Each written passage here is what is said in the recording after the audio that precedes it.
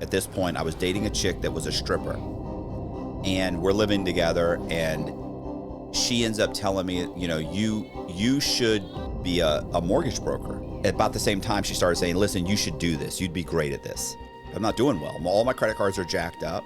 You know, you're going on, you're going out and you use your credit card, and they're like, the waitress, she comes back, she's like, decline. Try this one. Try this one. Then finally she comes back, she's like, oh, that one went through. Whoo! You know, that's not, it's just, it sucks, right? Like, I know I'm going under. I've maxed out everything.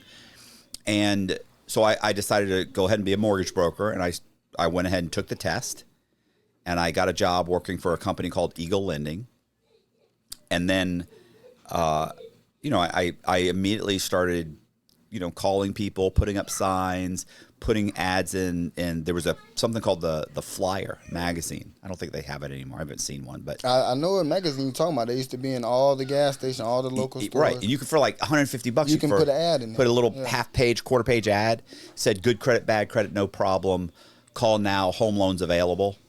And then people would call, and I had those signs. I put those cheesy vinyl signs up on telephone poles, and you could get those. I could get those made for like $1, $2 a piece. And I was putting those up all over town. And this is back when you had pagers. People were paging me. So they're paging me, and I'm calling them back. And then but within a few weeks, I had started getting clients, and I ended up my first closing. So I actually got this girl a loan.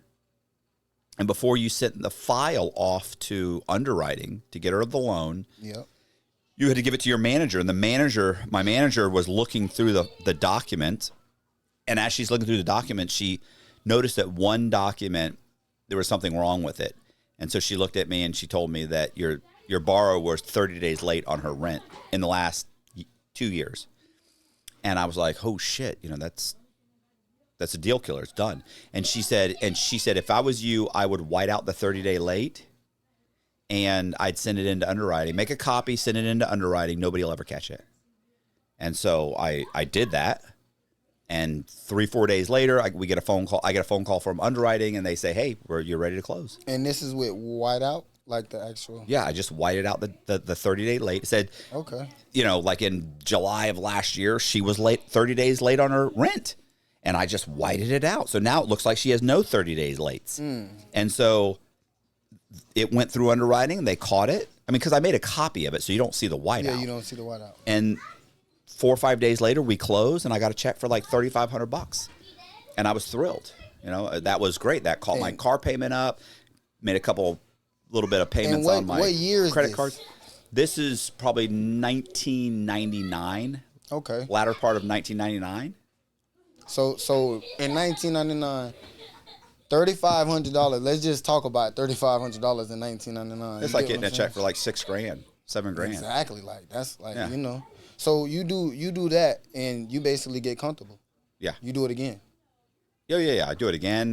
Next person came in, had a problem. They didn't make enough money, so I changed their W-2, and I changed their pay stubs, so now they make enough money to qualify for the house. Next person walks in, they have a problem with, you know, maybe they were 30 days late. Whatever their problem was, I started fixing the problems because I needed these loans to go through. And I knew that I knew if I sent it up to underwriting, it'd be denied. Okay.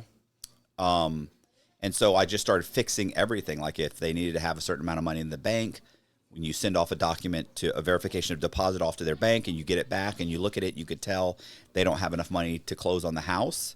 Like maybe they do, but they haven't had enough money they need to have that money for 90 days in their bank account. And you can see that, okay, they got the money, but they've only had it in there for a month. So what do? I change it so that it looks like they've had that money for so basically like 6 months. Like verification approvals. Like yeah, I'm just changing the documents. I start changing all the documents.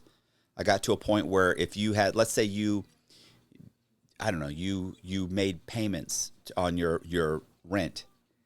And, you know, maybe you'd been late or you paid in cash to somebody, but I needed to show, and it wasn't a management company, some private person renting out a duplex. You pay cash. You're not going to get a loan. I can't prove, even if that person says, oh, no, he always pays on time. It doesn't matter. That person could be anybody. That could be your aunt. We don't know who that person is. So what I made was I started making canceled checks. So it looked like you had written this person a check and it went through the bank and it had all the numbers on the back. It looked like it had gone through the bank and been cashed. And I'd provide 24 of those for my clients. And then boom, now if you were renting from your mom or from somebody you were paying cash, now it looks like you were paying with a check for $1,200 and it went through the bank. And it went through the bank. Or if you didn't have a loan, like I said, I'll change it. I change anything I had to change to make sure the loan went through. Okay. So I end up opening my own mortgage company. And of course, I hire a bunch of guys immediately. And the chick, the stripper chick was gone by then. So I immediately, I hire probably, I'd say the most we ever had was probably 12 or 14 guys. I was going to say, take a step back just 1 second. So you hire employees. How do you get people to, okay, this is a real company though? Yeah, no, I have a legitimate license. I had a legitimate license. Okay. I'm a mortgage broker.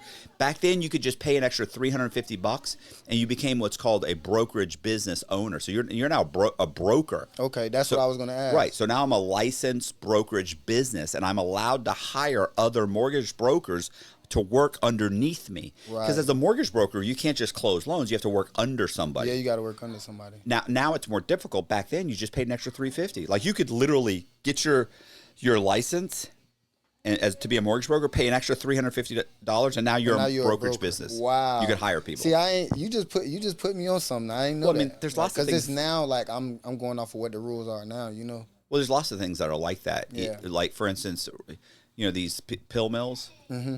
You don't have to be a doctor to own a pill mill. You just go open one up and hire a bunch of doctors. You don't have to know have to have any medical experience. Like there's lots of those types of companies where you go, what? Like, are you serious? That's not how it works. No, it's exactly how it works. Exactly how it works. You'll see a whole bunch of them, mom and pop shops, whatever. Right. Pharmacies. So that's what I did. I rented out a space, and by this point, I'd been working 6 or 8 months, maybe a year, and I had a little bit of money. Like I paid off my credit cards. I paid all my credit cards. Everything's caught up, and really to start the business, I just ran up my credit cards again. So now I'm back in the same position, but I got all these guys that are underneath me. And the difference is now these guys are bringing me the loans. So they're coming to me saying, hey, I got this guy. I need to close this loan. But Matt, I got an issue. The guy, he doesn't claim taxes. He runs a tow truck company and he just started claiming taxes. He'd been doing it for 2 years, never claimed taxes, just started claiming. And he claimed he made $12,000. You're like, oh, shit. How do I fix that? So then we figure out how to fix that. And I ended up fixing that because I actually went to a bookkeeper who used to do taxes. And I went to her and I explained the situation. I said, I need 2 years worth of taxes and a year-to-date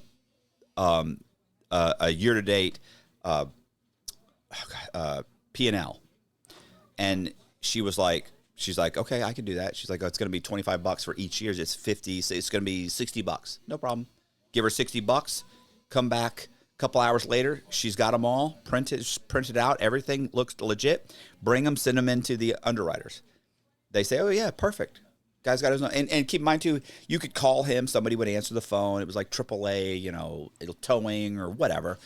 He had a legitimate business. He just started off like everybody else. He bought some shitty truck and started just doing it without any licenses at all at first. So for a couple years, he didn't have any. He didn't claim taxes. So what do you do? I wanted him to buy the house. He had a down payment. He had semi-decent credit. I just told myself, oh, I'm going to help him out. But really, I'm trying to get this guy a loan. But it's a fraudulent loan. It's a fraudulent loan, but he's really just getting money from the bank to buy the house. And I'm telling myself, he's going to make the payments. He'll make the payments. But if he didn't make the payments, it didn't really matter to me anyway. By that point, I already charged him $5,000. I got my money. I'm gone. And that's back when houses were more affordable, too. Like the house I live in right now back then is a $200,000 house. When in fact now it's a $450,000 house. For sure. So, so the prices were, some of the prices that you'll hear me say, you'll be like, God, what?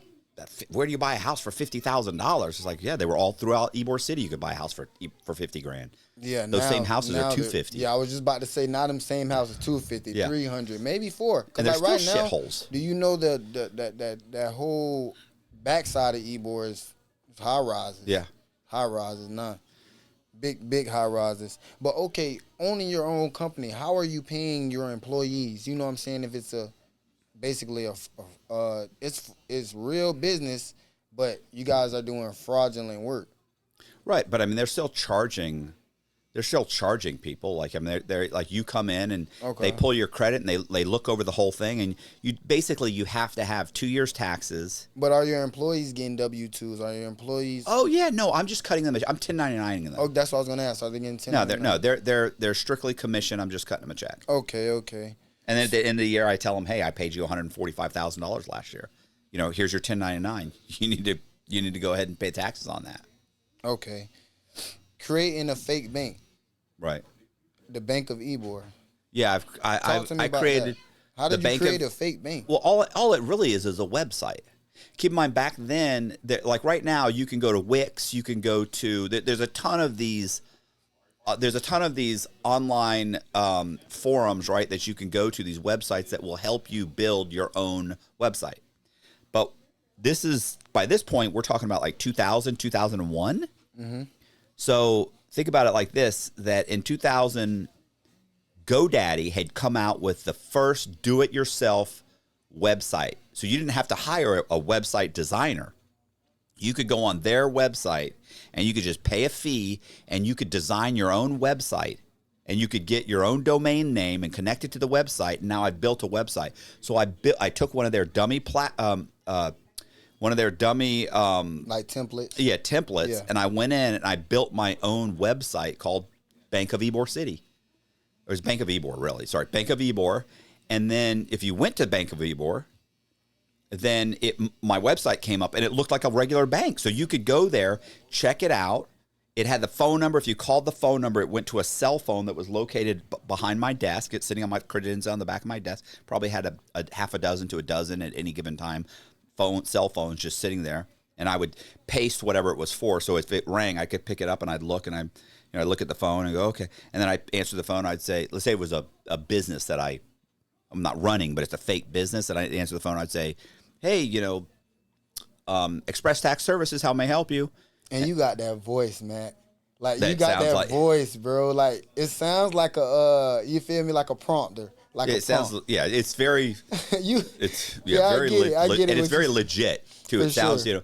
Hey, this is, whatever. And if they call Bank of Ybor, it's Bank of Ybor City, how may I help you? And they go, I'm calling, I need to verify someone's funds. All right, hold on a second. Put them on hold. Wait a little bit. You just put them on mute, wait. Click back. Over there lighting up a cigarette or something. Yeah, or you could walk in the back. I could walk in the back and I could get one of the girls in the back, one of the brokers, say, listen, Bank of Ybor, they're going to be calling about one of the client, your client, probably your client. So, whatever, just, take it. They immediately go, click, hey, this is Jennifer so-and-so. I'm an account executive here. What can I help you with? And they go, oh, yeah, I'm calling about, I'm calling to verify the funds for whatever, John Doe. And they'd say, oh, okay.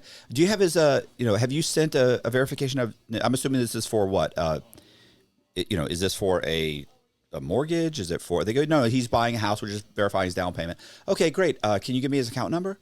And then they give the account number, give you everything. They're giving up everything. And then they give the account number and everything. And then you say, okay. And they go, okay, well, listen, I can't tell you what's in the account now, but I can verify his last 3 months. If you can, but I can verify it. So then they'd say, okay, in July, it says that he had, $42,500. Yep, that's correct.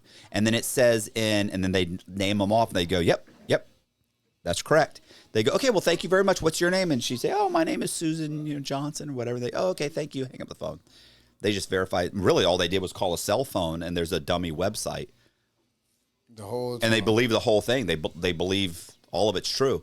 And now that loan is ready to close. And really, let's say that guy who needed $40,000 to close, he probably doesn't even have the 40 grand. The guy he's buying the house from is going to give him the 40 grand. You see what I mean? Mm-hmm. Like some people they might qualify for everything, but they don't have a down payment. And so they go to somebody and they go, look, I'll buy your house, but I don't have the down payment. And the owner says, I'll jack the sales price up higher to cover the down payment. And I'll bring your down payment if you can qualify. No problem. We can do that. So he brings a down payment. We still have to prove it's in the borrower's bank account. And that's how we would do it. You call the Bank of Ybor, there's another one we had, Southern Exchange Bank of Clarksville. You could call that. We'd answer the phone, same thing. Same thing. And you're doing this every single day. We're doing, I mean, all the time, all the time. I mean, it got to a point where, I mean, I had the appraiser software so that I'd have an appraiser go out and do an appraisal on a house, and then I could retype what he has on, because I don't know how to do an appraisal. So I retype the information that he has on his original appraisal, and anything I wanted to change, I could alter and then print it back out as if he did it. So if they call him, the bank calls him to say, "Hey, did you do this appraisal?" He'd say, "Yeah, I did it. I did that house." And it's crazy. You know what's so crazy? Because like, okay, once you go through with every single thing, this person is ultimately living in a house that's not really the house they're supposed to be living in. Well, I mean, it's in their name. It says their name. It's a fraudulent loan that, as long as they make the payments, nobody will ever know it's a fraudulent loan. Even if they stop paying, the bank will just foreclose on them and take the house back. Like, you know, if they make enough payments, they won't even look into it as if it's fraud. Like, technically, they shouldn't be living in that house. They should have gotten that loan, but most loans, not most, but a lot of loans, even conventional loans, a lot of conventional loans, which is basically the cream of the crop, right? Like the average person, the average middle class person who's got a clean record, perfect credit, good job, down payment, even I think it's something like 15 to 20% of even those loans have some kind of fraud. They lied about something. They look at the Letitia James up in New York, right? Yeah. She lied saying, "Oh, I'm going to live in that house." That's fraud. Did she make all the payments? Yeah, she made all the payments. You know, is it fraud? Absolutely. She should not have gotten that loan. She lied about it. She lied about it for two reasons. One, she got a better interest rate. And two, she lied because she didn't have to put down as much money. But should she have gotten the loan? Absolutely not. Did she make all the payments? Yeah. Like, is it a horrific, horrible crime? It's not really. For sure. So I got a question real quick before we kind of get into everything. When did you, like, I know a lot of people around, like, the world that got fake socials. When did you create your first fake social? Well, initially it started with I had met one of my borrowers had perfect credit. And I noticed that her perfect credit that she gave, that I pulled her a tri-merge credit report on her was perfect. I noticed that the Social Security she gave us on the application is the same one, but when she gave us our W-2, when we started asking for income docs, she gave me W-2s, and just by a fluke, by the way, because I never check. You don't ever check, like, to make sure that the W-2s had the same social. Yeah. It was a fluke that I even caught it. But I realized, like, something's wrong. This Social Security number isn't the same as what's on her application. And so I had figured that out already, and I called her in and asked her what she had done, what's going on. She got nervous. I was like, "Look, you're not in trouble. I'm going to get you the loan. Just I don't understand what's happening here. I need to change something before I send this to the lender. Like, you got perfect credit. I'm going to get you the loan." So she explained that she had been using for the last 4 or 5 years. She'd been using her son who was like 4 years old or 5 years old when she started using it. She'd been using his Social Security number, and she'd built a whole credit profile with it because she'd been divorced. So she switched back to her maiden name, used the son's Social Security number, and applied for utilities. Got them. Applied for an apartment complex. Got it. Applied for a car loan. Got it. Applied for credit cards. Got it. Using his. And that's what she was now trying to get a house. And she was doing it just because she was in a shitty situation. She got divorced. Her husband ran up all the credit cards and just ditched her. So she's trying to start over again, and she's got horrible credit in her married name. So it switched back to her maiden name, which she hadn't used in 10 years. So it was clean. So that's why that worked. So I was like, oh, okay. So I figured that out. And so the first thing I did was, to start off with, was I just went into our file cabinet and grabbed a bunch of people's taxes and picked some children's Social Security numbers, which I knew they had been issued sequentially, right? So I knew if, like, this kid's got a Social Security numbers, 262, 65, and then, okay, in the last four, 2001. I'm going to change it to 2005. Why? Because I kind of know that this kid's got the same kind of, or roughly was issued roughly at the same time, right? His Social Security numbers. So he's probably 3 or 4 years old, 5 years old, 6, whatever. And I went online and I started pulling credit under that. I just made up a name. Actually, the first few I used that kid's name. I just changed the date of birth. And they don't have credit profiles, right? So there's no credit profile. So you get nothing. But then if you pull it again, you see the inquiry. So the first time you pull it, it says no record found. Second time you pull it, it says that there is a record and there's an inquiry, your inquiry. But there's no credit. Okay. Well, I knew there was no credit. I just made the person up pretty much. So I did that a few times and then got some secured credit cards and realized that those showed up within a month or so. And then, holy shit, I can build a credit profile. So then eventually, ultimately what happens is I end up going into the Social Security Administration and I convince them that I have a child that was born who's 10 months old, who's never had a Social Security number issued. And I provide them with a birth certificate and a shot record. And they issue me a Social Security number to a 10-month-old child with any name I tell them. Because it's on the birth certificate. I make the birth certificate. It's a fake birth certificate. It's a fake shot record. Any child under 10 months? It's under 12. If the child's under a year? If the child's over a year old, you have to bring in the kid. Oh, yeah. I don't have a kid to bring in. And you could say anything like the kid's still like yeah, no, he's currently in Colombia with his mother. Well, was he born in a hospital? Why doesn't he have a Social Security number? So he was born. My wife's Colombian, and she wanted a midwife, and so they use a midwife. She had a midwife. It's like a doctor, and they're like, no, I understand. And then they go, okay, well, let me check and see because I think they probably do have a Social Security number, and so the pediatrician should have ordered one, and I'd go, the pediatrician told me to come here. And they go, they check, and because they get the birth certificate, so they check, and they go, oh, wow, he doesn't have a Social Security number. You're right. Okay, well, let me go ahead. Hold on. Shh. And they go, okay, well, I just ordered one. You'll have one in 10 days. And sure enough, a week or two later, it shows up. I got a fucking Social Security number, and any name I want. Because I've put the name on the birth certificate. Because think about it. It doesn't have to have my name on it. So let's say it's Matthew Cox. The kid doesn't have to be named Jonathan Cox. I can say Jonathan Trigo because mom is Mary Trigo. I'm making it up. It could be anything. I could put your name on it. I could get a Social Security number in your name.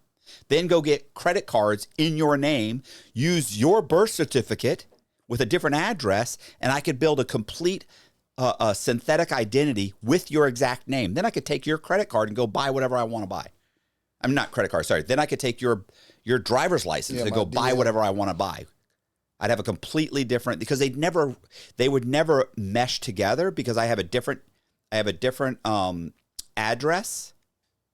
Even though it's the same name and date of birth, it has a completely different address and different credit cards that don't link to you. And so I could build a phantom kind of, or it'd be even better. I don't even use your first name. I just use your middle name and your last name. So it'd be, M, whatever your middle name is, and your last name. And then they'd never put it together, even with the exact same date of birth.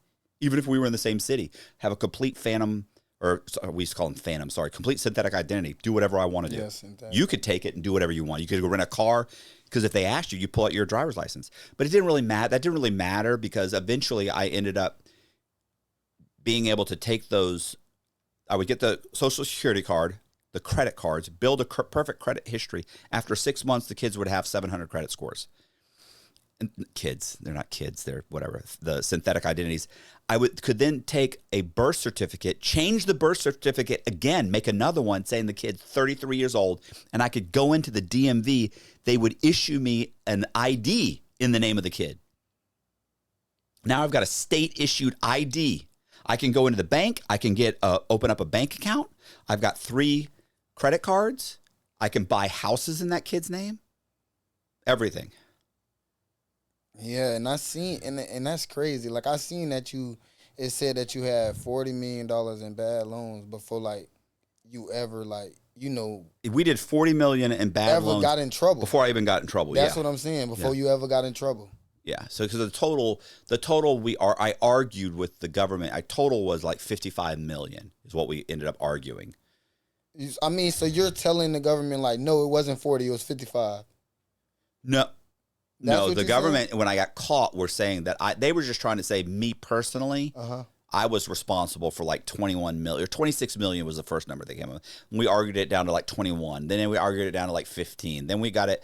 They ended up putting like 9.5 million on my sentencing memorandum. And then I ended up arguing that down to 6 million. So but I personally ended up admitting that I personally, just me, I'm responsible for 15 million. Plus, there's 40 million in bad loans that my mortgage company did that they estimated that the mortgage company had at least 40 million in bad loans. And that's probably low.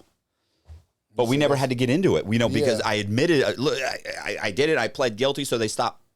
If you plead guilty, they stop piling the shit on you. They go, okay, because they keep, and we found this, and we found, what if I just, can we stop looking? Can we stop looking?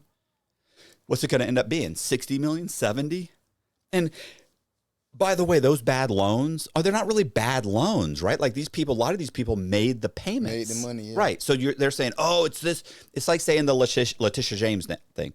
That's a bad loan. She made the payments. Is it a bad loan? She made the payments. I mean, yeah, she shouldn't have gotten the loan, but she didn't make the payment. So I understand it's a fraudulent loan, but you can't say You can't say she owes that $100,000. She didn't owe it. She's been making the payments. She's been making the payments the whole time. Right. She just wasn't you could get her for fraud. Yeah, you could get her for fraud. It. And that's what ended up happening was they said, okay, we're just gonna get you for fraud for the 15 million. Because there was loss there. It ended up being I talked them down to 6 million in loss. Okay. Ultimately. I mean, did you think that you were going to get caught? Like the very first time? I never thought I was going to get the first time I got caught. I didn't think I was going to get caught. I mean, I'm just an arrogant prick in general. I'm just, you've probably you guys witnessed that a little bit when I walked in here and started talking to you. Within 5 minutes, you probably thought, this guy's kind of a narcissistic prick a little bit. Not in a bad way. You cool though. Yeah, but not in a bad way. I'm not trying. Not in a negative way or in a it's in a good way. I'm trying to help, prep you up, but yeah, I can be obnoxious. So yeah, I genuinely thought I was so smart. I was never going to get caught because I had so many close calls. Like the bank would call and they would say like they'd question you. They call up and they caught something. Like they'd catch a W-2 and you think, oh my God, I'm done. But what do I say? Most people are like, and they hang up the phone or they do whatever. I don't do that. I'm like, wait, what do you mean the borrower? What do you mean there's a fake W-2? Well, how do you know it's fake? They say, we did this and this and we found out he didn't make $95,000. It's fake. And I'm like, are you serious? They're like, yeah, it's fake. Are you telling me that my borrower walked in here and gave me fake documents? He looked me right in the face. I can't believe he would do that. I made the fake documents. You know what I'm saying? Like they think that I'm going to crack and be like, hey, you got me. No, sounds like this scumbag came in and gave me some fake documents. Sounds like, yeah. Well, thank God you caught him. Huh. I'm not doing that loan. Like, what are they going to do? Nobody's calling the police. So I say he doesn't get the loan. What do? I first say, how do you even know it's fake? They tell me, we checked. We went on sunbiz.com and we found out that the tax ID number doesn't match the W-2 for his employer. Oh, okay. So now I know I have to find an employer and match up the tax ID number to his W-2 on Sunbiz. So if they check it, it'll check out. So I change that and I send it to another lender and it goes through. The loan goes through and I get the money. So I didn't think I was going to get caught because I thought I was so clever that every time I did get caught, I talked my way out of it. And what ends up happening is I end up getting in trouble because a friend of mine, somebody who used to be a mortgage broker for me, she started a mortgage company with her husband. They hired some brokers and we were still friends, right? Like I don't care if you want to start a mortgage company, like you can go do it. So they do it. And then I was closing loans for my wife at the time through their company because that way it's an arm's length transaction, right? Like if you owned a mortgage company, you said, hey, I want to close loans for my wife. They'd be like, you can't close loans for your wife. Like there's the likelihood that you might do something fraudulent it's too high. We don't do that. So instead, I went to these people and they closed the loans. I did the loans. We just closed it through their company. Well, those loans were fraudulent, right? Like I lied on the application. My wife didn't have a job, the whole thing. So they end up getting busted by the FBI on a fraud that they're running. And then they wear a wire on me and get me to admit that I forged a bunch of documents to get these loans to go through. So I know immediately, like halfway through the conversation, I realize, oh shit, they're wired. So I end up getting up and I leave and I go back to the office and I tell them, like I tell them basically, we don't say it in so many words, but it's like, oh wow, I was like, fuck, like you could just tell, like you're looking at it, it's like, fuck, like man, you catching on to what they got going on. I'm like it was weird that they were. Listen, they didn't have to ask me much. Like I just blurted everything out. As soon as they asked one or two questions, I was like, oh my God. And I just said everything, not thinking. But then I started realizing like, fuck, I just buried myself. So I said, listen, just tell the FBI agent to call me. So I go back to my office. The guy calls me, says, hey, I want you to come in and have a conversation with me. I said, okay, no problem. And I say, I schedule like on Tuesday, I'll come. Hang up the phone. I start calling criminal lawyers. I end up getting a criminal lawyer that calls the FBI and says he's not coming in. I pay a defense attorney $75,000, and he negotiates with the FBI for me to plead guilty. So I end up pleading guilty, and I get 3 years probation. 3 years probation. Yeah, because technically, there was no dollar loss. So on that scam that I was running, my wife at the time had gotten like 3 or 4 loans that were fraudulent loans, but she made all the payments. By the time they were looking into them, 3 of the 4 loans had already been sold. Like we had like 1 or 2 left, I think. And one of them was selling in a couple of days. These were houses we bought just to renovate. And they were actually quadplexes or triplexes and quadplexes, right? So we'd buy a shitty one, clean it up, rent it out, put renters in there, and then sell it. So you could make, $75,000, $50,000. But these are homes that y'all done bought. Yeah, we bought it. Well, my wife bought them in her name. Okay. So we're selling them. So by the time I actually go to sentencing, these loans don't even exist anymore. We made all the payments. They didn't exist. She shouldn't have got the loans, but she made the payments. They're gone. Okay, but y'all buying these houses through her name, right? Right. But through fraudulent loans? Yeah, because I said she was working at she had a job. I said she had a job, but she didn't really have a job. Never She's a stay-at-home mom, right? Yeah, she's raising my kid. And so all she's really doing is collecting rent. We have like 50 some odd rental units, and she's just collecting rent. Like 55, right? Yeah. 54, I think is the max we had. 54. Okay. So, but we would also buy houses, fix them up, and sell them. Or I'd flip houses. I'd flip quadplexes, triplexes, duplexes, whatever. And so those were some of them. And so I tell, the FBI that I'll plead guilty, and, she didn't know what was happening. She didn't have, try and be all cool and everything. Right. And I say, just draw. And so they dropped the charges on it. Well, they never charged her. They were going to charge her, but they just said, okay, we won't charge. This is your ex-wife? This is my ex-wife. Would you let her get charged right now? I've never been at. No, she and I are still friends. Okay, we're still very friendly. Nah. I think it would have been worse. I mean, I think she would have killed me. She's Puerto Rican. They're very mean. Oh, yeah. She's mean, bro. Like, she'll cut you. For sure. So, I was more scared of her than probably going to jail. So, sure. And it's so funny, too, because during the whole process, we ended up getting a divorce. And it was all my fault. Like, I was a shitty husband. I was not, I got, I saw your mugshot.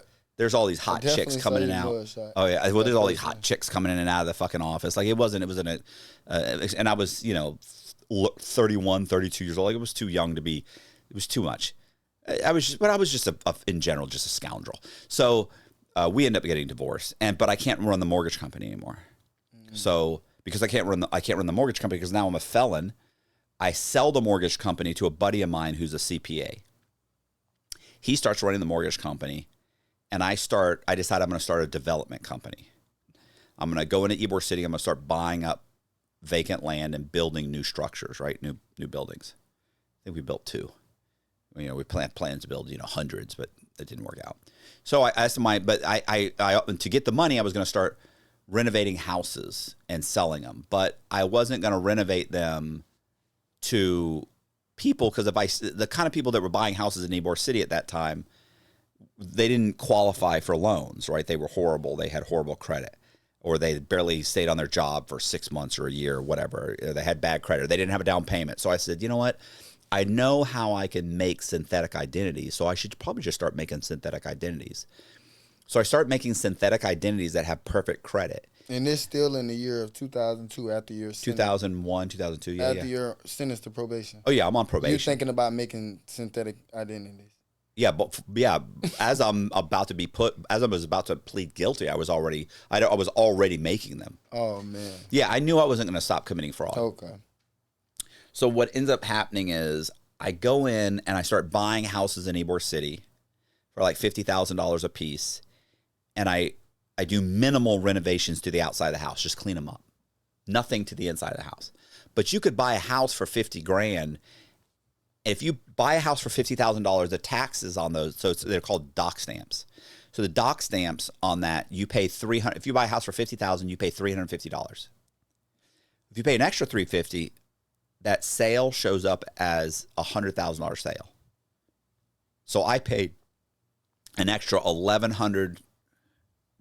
I paid an extra $1,050. So $350 and an extra $1,050. So now it's really $1,400. $1,400. The sale of that property shows up as a sale of $200,000. So I would go to the closing and close and pay the closing costs and plus play the dock stamps, and then I would say to the title person, "Hey, I'll take that downtown and record it." They go, "Okay," and they give it to me, and then I just write an extra check to Hillsborough County, and I change the sales price on the document saying not 50 but 200. Give it to them, and it'd show up in public records as a $200. It's like a $200,000 sale, right? And that's a very simple example, because I really did it off square footage. Sometimes it'd be 202,000, 215,000, 195,000. So whatever, roughly. So I basically bought a bunch of houses in an area.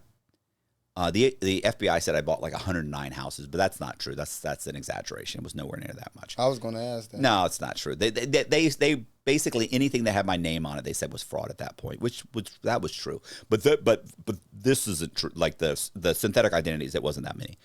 Maybe it was 50 or 60. So started buying houses in these synthetic identities names. Each one would buy 5 or 6 houses, and then I'd refinance the houses. So now I can go take a synthetic identity that buys a house for 50, but it's worth 200. It looks like it's worth 200. Go have that synthetic identity go to a lender. The lender looks at it and says, "Yeah, this house is worth 200,000." Of course, they order an appraisal, but the appraiser comes in good because all the comparable sales are all around it, so they think it looks like it's worth 200,000. And then I get a loan for 80%. Let's say it's $160,000. Well, I bought the house for 50. I maybe got 10,000 in it. Maybe 20, just to renovate the outside of it and clean it up so it looks good from the street. So I go to the closing. There's some closing costs involved, whatever. And so I end up walking away from closing with a check for like $90 or $100,000 or $90 or $80 or $90,000. How were your spending habits at the time? I don't think my spending habits were bad. I don't think they were bad. Like I wasn't driving a Ferrari or anything, and I probably could have been driving a Ferrari. But what I tended to do was, go on vacation for a week here, a week there. I was dating women that were way too good looking for me to be dating. I was, you go to dinner with me, I pay every single time. It's just you're just spending money, and I'm buying more and more properties. I'm also renovating multiple houses. I've also got, I've got a vehicle. I'm buying a vehicle for this guy. I'm spending money, but I'm not. It's not like I'm driving. I'm not driving like a Ferrari or a Lamborghini or anything. Because most guys that's getting this type of bread that you're talking about, this type of money, man, they're gonna have crazy spending. Right, but they're gonna blow it. Right, but that's the problem, isn't it? It brings attention. It brings attention to you, and people start looking at you, and they start going, "How's this guy have all this?" And that doesn't make sense. Like, and I'm on, first of all, and how do I explain that? I'm on probation, and I could have explained it, but I'm sure, but I'm not a flashy person. I mean, if you gave me $5 million right now, like still be driving. I'm still be driving the truck I'm driving right now. I don't think it changed really anything. I don't think I might go on vacation. I don't think it would change anything for me. I mean, I live where I want to live now, and I'm happy, and I live in pretty much the area.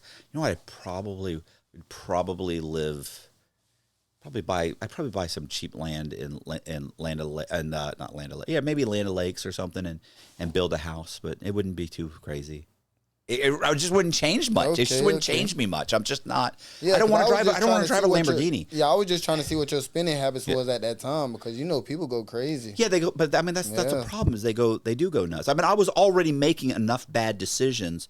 Do you see? This is my dog. It chewed the fucking thing. Look on my on my thing right there. Okay, zoom in. No. Okay. So anyway, yeah. So right. So nothing would change. Like it just wouldn't. I could probably live in a much nicer house than I'm living in now, driving a much nicer vehicle that I'm driving now, and I just don't. So nothing would have changed. The problem was, what happened was I was spending more and more money, and I was hanging out with more and more people were finding out what I was doing. So that's a problem. Yeah. They're finding out what I'm doing. Everybody knows what I'm doing. And I'm helping people. And I'm doing more and more scams. I'm buying more houses, renovating more houses. I'm trying to really blow this thing up. So, I mean, ultimately, it ends up being like... And at one point, you had like 27 driver license. Not at this time. At one point, yes. Not at this point. Not at this time. No. Oh, okay.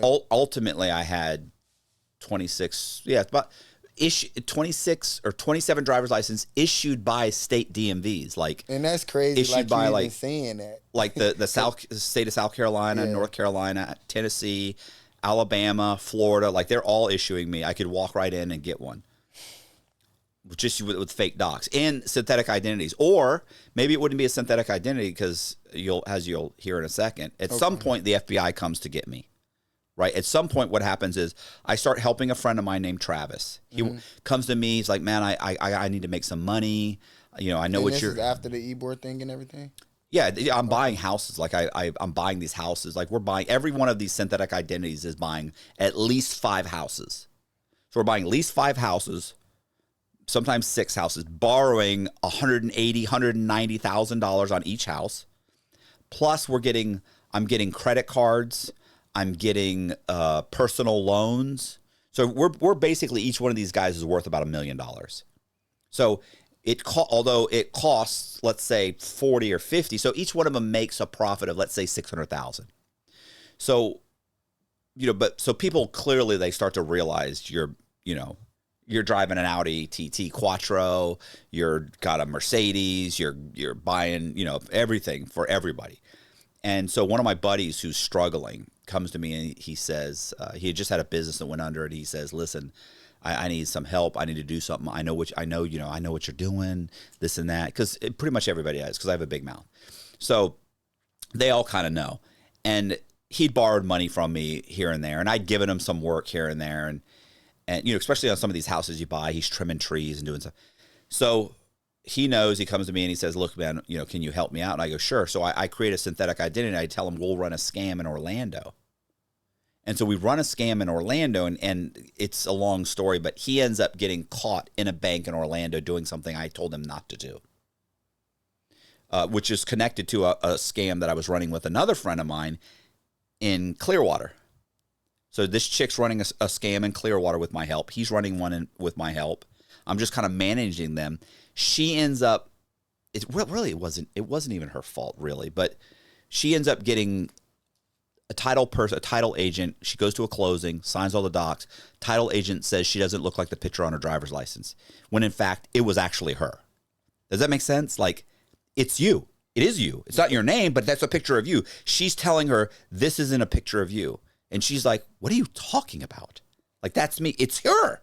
It's her photo." So it was kind of like I don't want to say it was a humbug. It was a fly in the ointment. It was something that I couldn't possibly predict, that this woman was going to make a mistake and that whole scam was going to unravel. But this title person made a mistake, and didn't recognize her as the picked photo of her. And so she ends up letting her close, but she doesn't give her the check. We had another closing we went to, we had the check. So she ends up making some phone calls. She realizes that this is a fraud. Calls the other title company. I give that check to my buddy. He goes into his bank in Orlando and he deposits it. And they call him a couple days later and say, hey, can you come in? And he says, sure. And he goes in the bank and they arrest him. So now he's been arrested. I immediately pay like 15 grand. I get him because it's state charges. So I get him an attorney. It was like 15 grand for his lawyer. Not a big deal. State's cheap, right? And only thing he really got charged with was opening a bank account using a false identity. So it wasn't a big charge. They were still figuring out what he had done. He gets out on bond. I get him an attorney. Then he comes to me. He says, man, listen, I need to, he wants to start a business.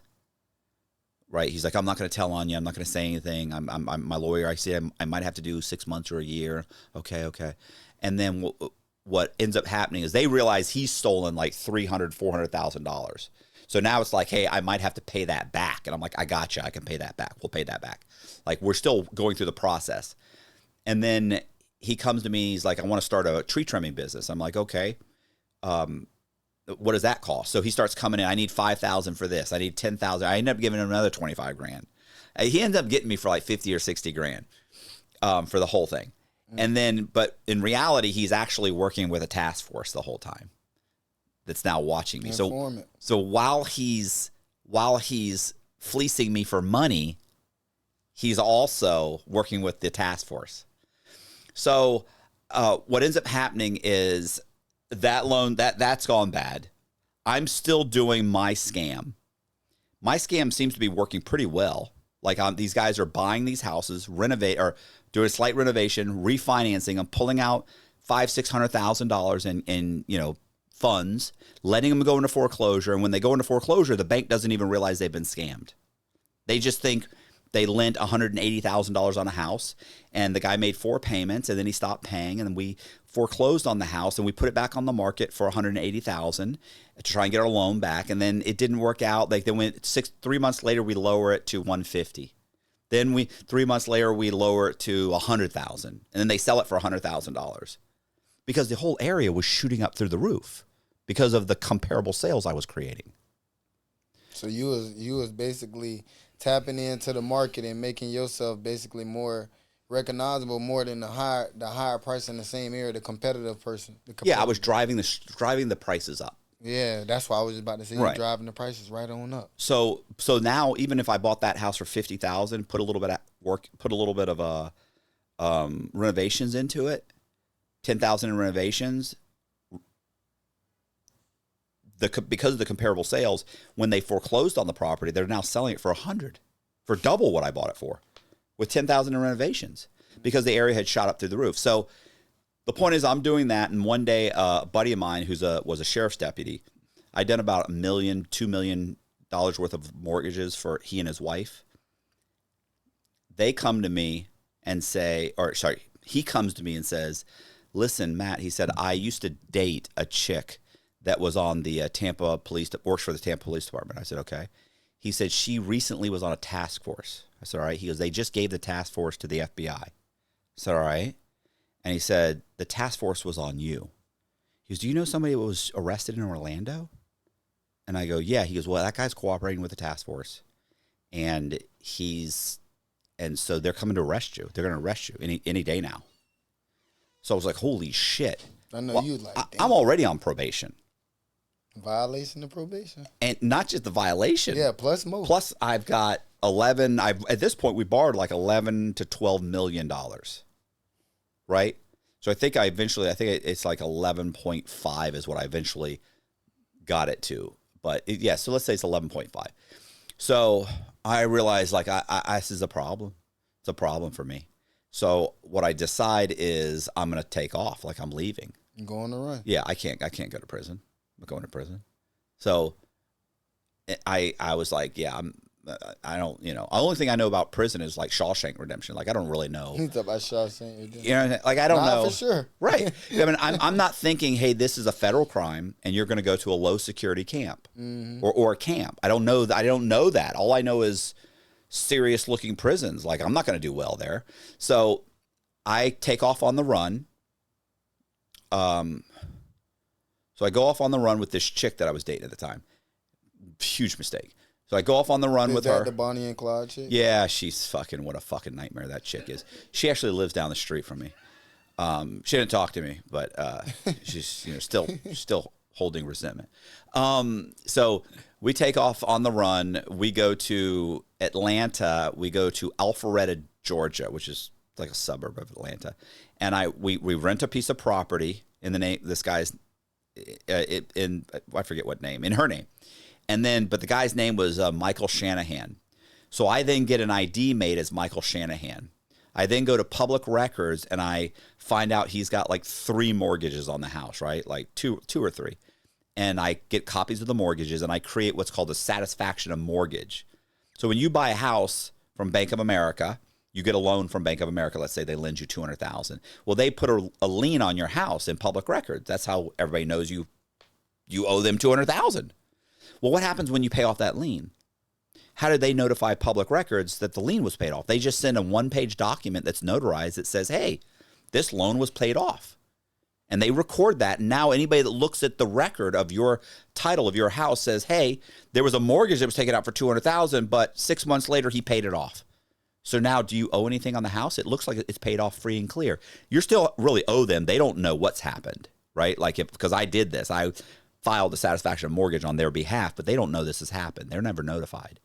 So as long as you keep paying them, you basically own a house free and clear. Now, the moment you stop paying them, they're going to search the title and realize what happened. But we don't have to worry about that because I bought the house. I satisfied the loan. Now I'm living in a house as Michael Shanahan in a house that he bought 10 years earlier that I have no mortgages on the house. I satisfy his first mortgage, second mortgage, and I think a credit line.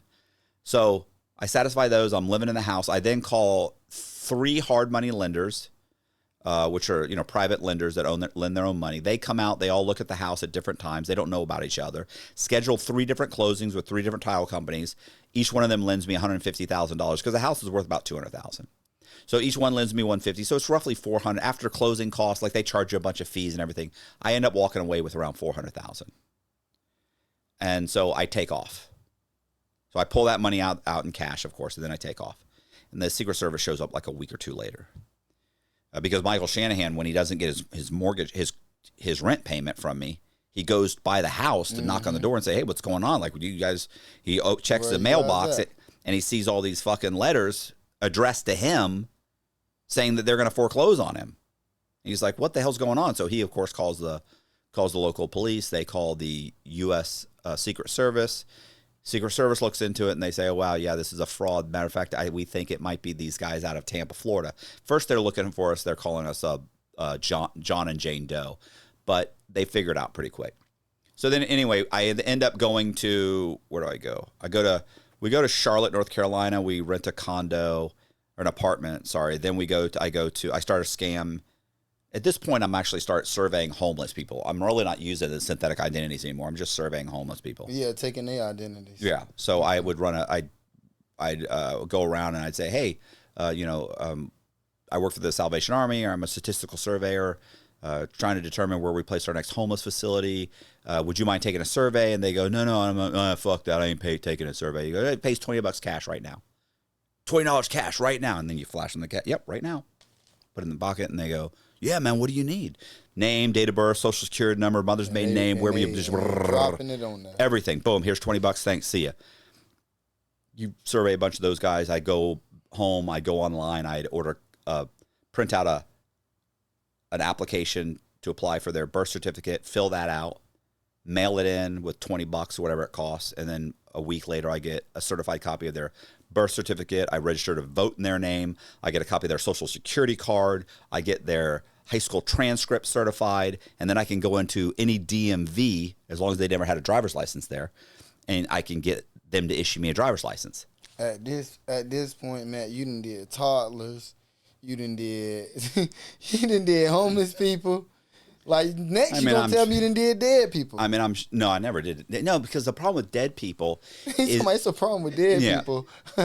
I have no scruples. Like, you know, you can't.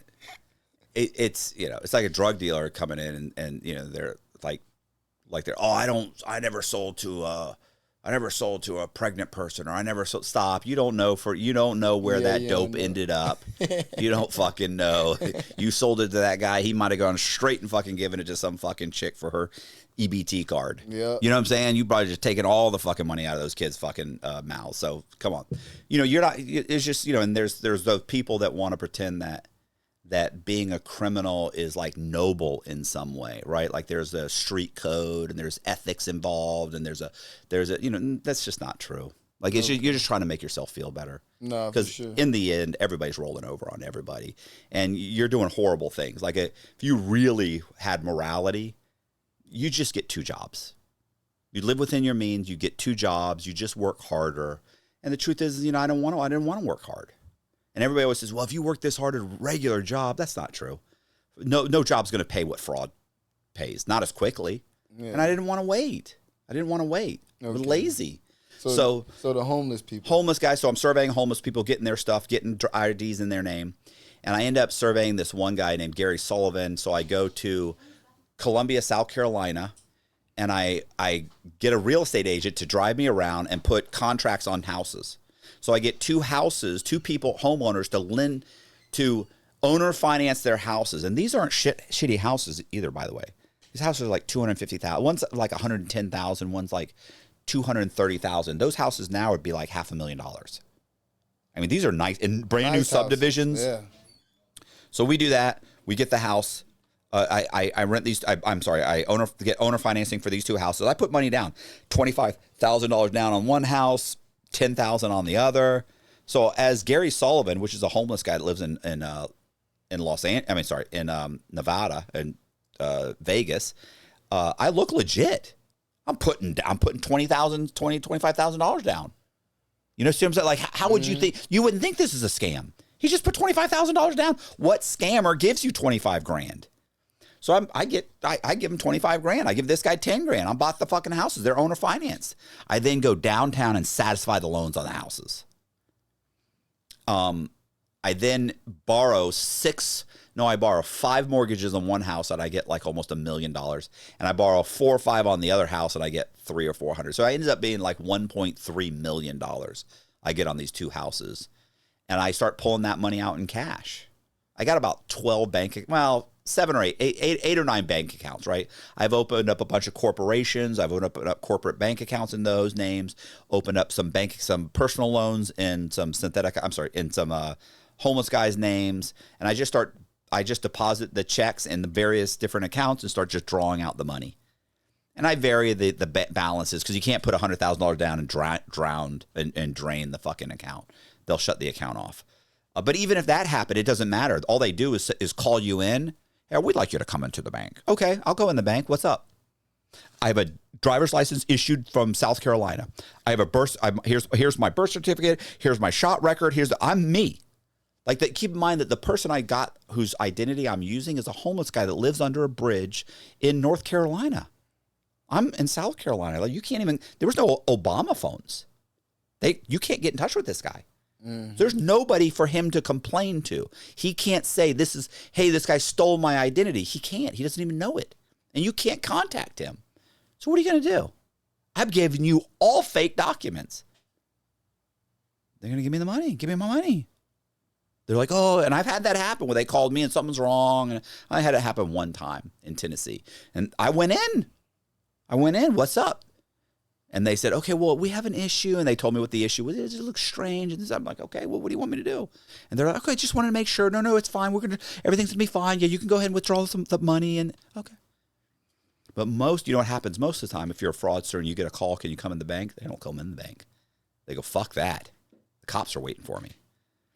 Because in Charlotte, after I pulled out maybe $500,000-$600,000 in not Charlotte, Columbia, I went in the bank. I was removing money, not a lot, like $4,000, and 2 sheriff's deputies walk up behind me and handcuff me. They say, Gary Sullivan, you're being detained, and they handcuffed me and walked me into a room. And I'm like, holy shit, what's going on? And they're like, well, we've got a Wachovia. Do you remember Wachovia? Oh, yeah. Wachovia. Is that what they are now? Wells Fargo? Wells Fargo is Wachovia. So it was Wachovia then. So the guy, they said a fraud person at Wachovia, which ended up being like the head of their fraud department. Like this guy's calling from like California or something. They're like, he says that there's been you're committing a fraud, as this is a scam. And I'm like, what? So they sit me down. I'm sorry, a detective comes, takes like 5 minutes. He gets there. He starts talking to me. They've got my driver's license, my, ID for Gary Sullivan. We start having a conversation, and I'm telling them I haven't done anything wrong. What are you talking about? They're like, yeah, he said that you've got multiple loans on this property, and they had discovered 3 loans on one house. 3 loans. There's actually like 6 or 7 loans, right? Sheesh. But I had 5 new loans plus the owner's loan that I forgave, but they didn't know that. They only found 3. So you banging them across the head, Matt. I mean, oh God, you banging them across the head. So we're arguing with the guy from Wachovia. He's saying he wants me arrested. I'm saying I haven't done anything wrong. Now, the loan officers may have done something wrong, but I didn't. I'm like, I work for a labor company. I'm a manager at a labor company. Like I pick up guys and drop them off places. Like I don't, I manage labor guys. Like we put in mulch and we put in paint houses and commercial. Like I wouldn't know how to do this. And I have a business card. And you can call the number and somebody will answer. And you pop it out. Of course I got them. Here's my business. I get him to uncuff me first. He's like, wanted to let you know you're not under arrest. You're just being detained. And I had my hands cuffed. And I show him my handcuffs and I go, I feel like I'm under arrest. And he goes, oh, you know what? He said, go ahead and take those off him. So he takes them off. And I'm like, I'm leaving here. Yeah. I am going to leave here. This guy is already fucking up because at that point I was number 1 on the Secret Service's most wanted list. So, I don't even know that at the time. I just knew I knew I was on the list. I didn't know it was number 1. You listen to this. This is what's so funny. I convinced this guy that the guy from Wachovia has fucked up. Like, sounds to me like Wachovia's loan officers, they made a mistake. They may be doing something nefarious. I didn't. I would never. I wouldn't even know how to do this. What are you talking about? So I do the whole thing. I call it my golly gee whiz. Golly gee whiz, officer. I would never. So I give him the whole song and dance, and he's like, yeah, and he's telling the guy like, yeah, I think he would. I think you guys have a problem at the bank. And this guy's fucking screaming and hollering. He ends up saying, look at his ID. His ID is fake. It starts with 000. And the guy says, the detective says, listen, our IDs start with 000.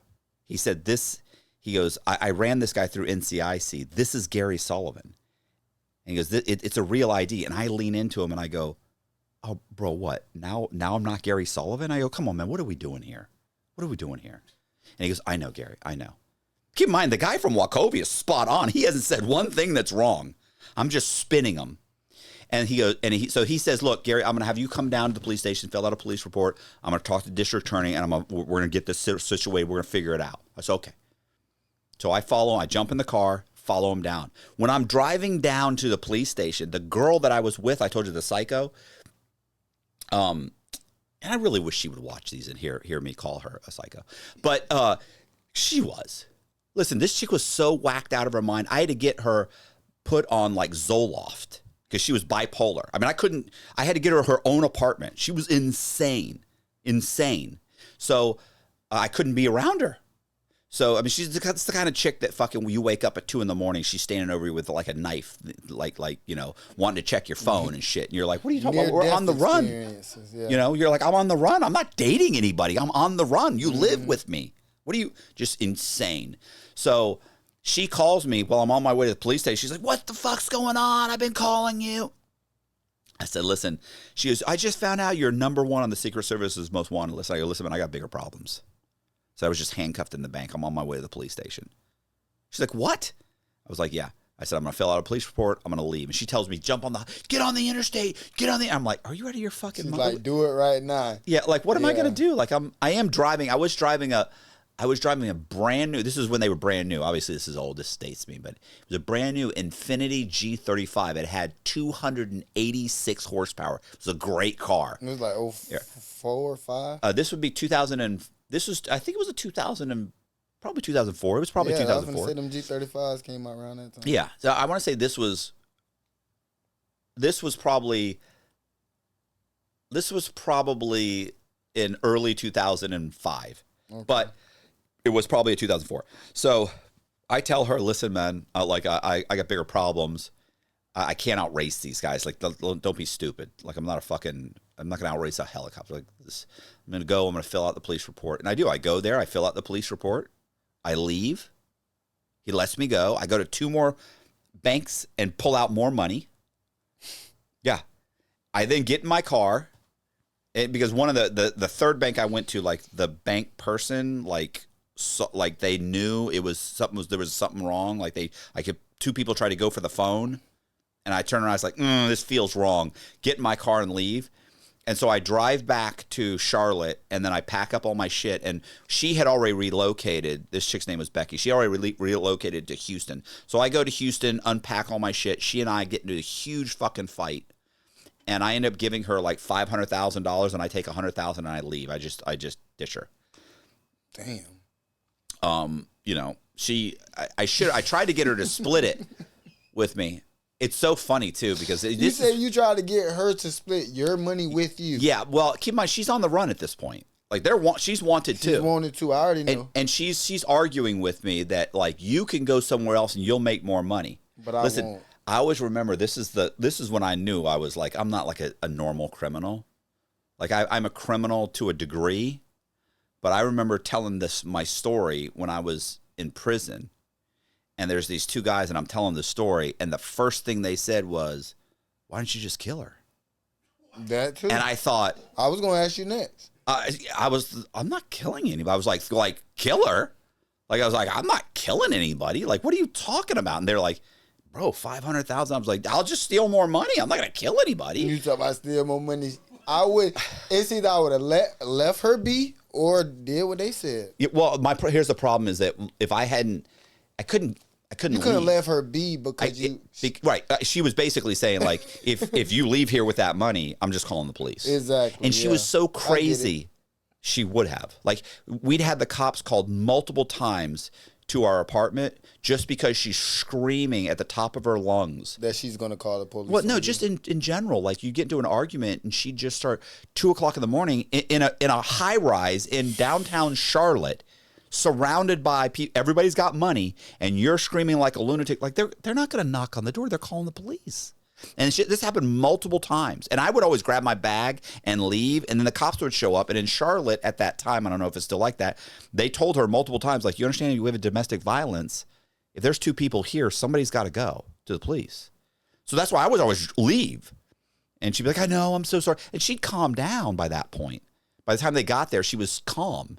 And then she'd call me up and she'd cry and beg for me to come back and she's sorry. But this happened over and over again. So with her saying, if you take off with that money, then I'll call the police. You know, I'm going to call the police. And I was just like, she will. Like she's irrational. She's the kind of chick that'll burn the whole house down around you. So I leave with like $100,000. And you know, this always bothers me because it wasn't even $100,000. It wasn't even $100,000. Like she counted out the money. We had it in envelopes, like the Bank of America envelope or Bank of whatever bank it was, you know. It'd say $2,000, $1,000, $7,000. So we had just, because I'd take whatever I got out, $6,000, I just stick it in the fucking thing, seal it up, write it on there, and throw it in the fucking box, right? So she's like, you know, I'll give you $100,000. I'm like, you just give me $100,000. I just want to be away from you. I just can't be around here. She here, 3,000, 7,000, that's 20,000, 2,000, 5,000, 7,000, 1,000, 3,000. Okay, that's 30,000. And she just starts counting it out. And when she gets to $100,000, she goes, that's $100,000. And I just grab it and leave. She shorted me like $3,000. Anyway, it always makes me mad because I always say 100,000, but that's a lie. It was like 93,000. It was like 97,000. Sorry, she shorted me $3,000. And I get like, she had over almost $600,000 I left her with. So I take off. I go back to Charlotte. I get to Charlotte because I got to get my car. I'm driving a U-Haul. So I get to Charlotte. I get my vehicle, which was in like this, parking garage. Get my car. I drive across the street to get a Starbucks coffee because I'm leaving. Like I can't stay there anymore because I know they're gonna show up there. Like I know the FBI will track me down or Secret Service, whoever. And so I get in my car and I get a coffee. And when I get a coffee, there's two people from Starbucks. Two people from Post Apartments, which was our apartment complex. It's called Post Gateway Apartments. There were two leasing agents there. And one of them leaves when they see me. She leaves. I'm sitting there, I get my coffee. I go sit in my car, start in the car, put my seatbelt on. I'm getting ready to leave. The guy comes out and he's like holding a tray of coffee, staring at me. And I'm thinking like, I'm not realizing what's happened. What's really happened is these two people had just been interviewed by the U.S. Marshals that were looking for me. And it's across the street. And so the woman ran across the street to get them and tell them this guy is at the Starbucks right over there. So I saw, I'm checking traffic. I'm looking at this guy, and all of a sudden he starts screaming, "He's right here! He's right here!" And I look behind me, and there's two guys like in suits running towards the back of the car. And I just fucking punch it, and I just take off. And I leave them standing in the middle of the fucking road, like screaming into their cell phones. And I always thought it was like FBI, but it wasn't. It wasn't. When I got locked up, I ordered the Freedom of Information Act, and I actually found the report, and it was the U.S. Marshals, and they explained what happened. And they had my plate number. So they put a bolo out for the plate number. I drive that car. Well, first of all, remember when I told you I went to Houston and I dropped all my stuff off? Mm-hmm. I left all my IDs. Mm-hmm. So I had a bunch of IDs and stuff made, ready to go. But she knows what they are. And she has them. So I drive like a mile or two down the road, and I stop at a homeless facility, and I survey 3 guys with the cops looking for me in a vehicle that I got a tag on, that they got the tag for. So I survey these guys. One of those guys' name was Joseph Marion Carter Jr. And so I drove to Nashville, got an apartment, ordered his stuff, got a driver's license in his name, bought a car in his name, got into that vehicle that the cops were looking for, drove it all the way back to Charlotte and left it in long-term parking in the airport, got on a plane, flew back to Nashville, and started another scam there where I got like $3.5–4 million. And then that's where I got caught, was in Nashville. I lived there like 18 months. You know what's so crazy? Like, it's like he was doing fraud, right? But at the same time, you're paying on what you're doing, but you're not doing it the correct way. You get what I'm saying? Say if you're not eligible for a loan, you're gonna make sure that you're eligible. Yeah, of course, I'm gonna get the loan. You get what I'm saying? But you're gonna make sure that you make enough money to pay on it. Oh yeah, I want to pay on the loan. Okay, let me tell you what people. I need to pay on the loan.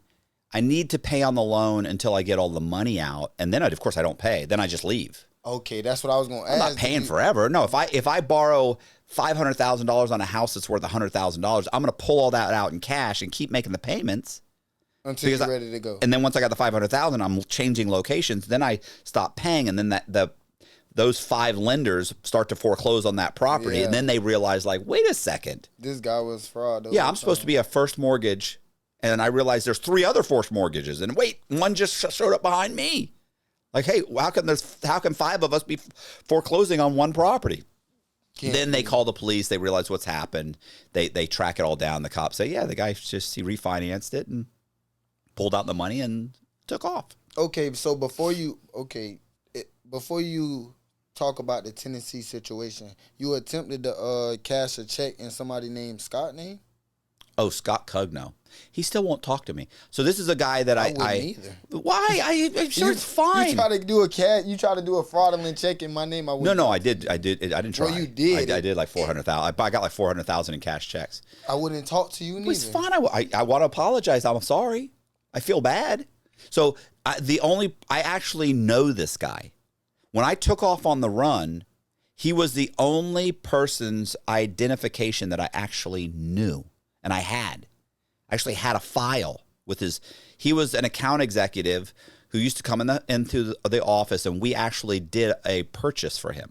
We got him a loan, but when we got him the loan, of course, now I have his name, date of birth, his social security number, and I happened to mention while I was talking. So he came in, I'm like, oh yeah, what's going on? Hey, how's your loan going? Blah, blah, and we have a conversation.